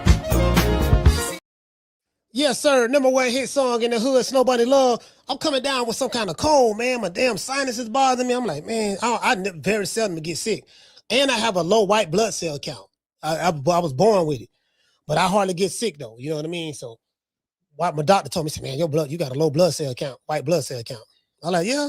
Like, yeah, man, you know, but I'm good. You know what I mean? So I get cold easy though. You see what I'm saying? But other than that, that's it, man. Let's go ahead and give everybody a shout out. Hold on, hey man, y'all drop y'all cities. What city y'all from, man? Shout out to Big Herm. Dropping a quarter of a dub. He said Shakur out like Boots, they daddy. He never had. He said he will fight being at 154, but wouldn't dare mention Boots' name as an opponent. Debo pulled up their skirt. Yeah, pretty much. Hey, look here, man. Y'all let me know what city y'all from, man. After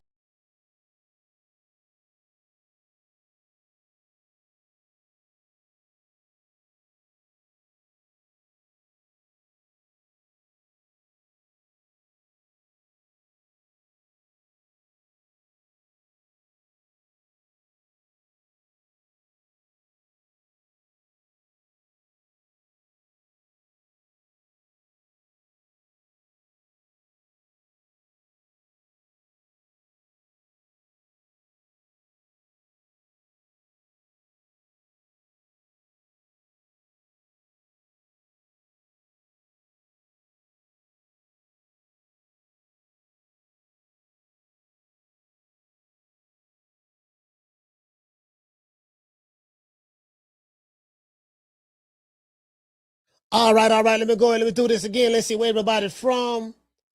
Oh, she said mute. Let's see. Blow this up. Fayetteville, North Carolina. Okay. Detroit, Michigan. Okay. We got Fayetteville, North Carolina. We got Detroit, Michigan. Who else we have? Shout out to San Diego. Okay. Let's see. Shout out to Carson City, Nevada. Okay. Naptown in this BI. Shout out to everybody watching on X. Okay. We had 900 people watching this show today. A lot of people watching on YouTube, X. You know what I mean? Then we got Kick and Twitch as well. Shout out to everybody watching on Kick and Twitch. Okay. Shout out to Newark, New Jersey. Okay.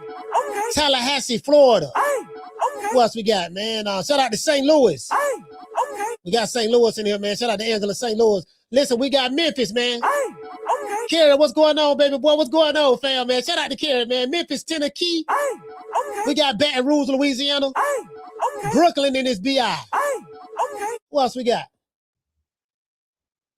I don't know. Somebody said, I guess, is that Warrior, Alabama? Warrior, Alabama, I guess. Okay. Shout out to the Bay Area, man. Okay. Shout out to Pasadena, California. Okay. We got Pasadena. Shout out to Omaha, Nebraska. Okay. Denver, Colorado. Okay. What else we got, man? Shout out to the MIA, Dade County 305. Okay. Wichita, Kansas. Okay. Detroit, Michigan. Okay. Rancho Cucamonga. Okay. Let's see who else we got, fam. Shout out to East Oakland. Okay. Be more in this BI. Okay. We got Baltimore, Honolulu, Hawaii. Okay. We got Cincinnati, Ohio. Okay. Lafayette, Louisiana. Okay. Shout out to Columbus, Ohio. Okay. Let's see. Shout out to Philly, man. Philadelphia in this BI. Okay. Newark, New Jersey. Okay. Milwaukee. Okay. Shout out to the Bronx. Okay. And another thing, I gotta say this one more time, right? There are people who used to complain to me because I used to give people names. I used to give everybody a name and shout out and stuff like that. And the reason why I do that is because all of us are part of the family, the TMP family, right? And if you take the time out to watch me, I just feel like that is disrespectful. I at least owe you that common courtesy to at least give y'all a shout out. But I was like, it's just too many names, so let me just name the cities. So for anyone who complains about me giving people shout outs or giving the city shout out, I just, this is what I do over here. I do this over here because, people taking the time out of their day to come over here and watch you. They ain't got to be watching your ass. So I understand that. So just out of respect for y'all, I feel like I at least owe you that. Let me give you a shout out, give a shout out to your city and stuff like that. So, for the guy who sending me messages, telling me what he don't like about the show, but you continue to keep watching the show. Hey man, it is what it is. I ain't changing, bro. True. I ain't changing, fam. It is what it is, man. Shout out to Dallas. Okay. We got Dallas, we got Milwaukee, and we got the Bronx. Much love to everybody, man. I think I got everybody I can get. Man. Y'all know what time it is. You know my motto. Oh yeah, shout out to the DMV. Okay. And you know my motto. Don't beat me there, beat me there. Peace. I see y'all tomorrow, dog. You dig? Man, I'm out of here, bro. Let's go. Man, I'm out of here, bro. Let's go.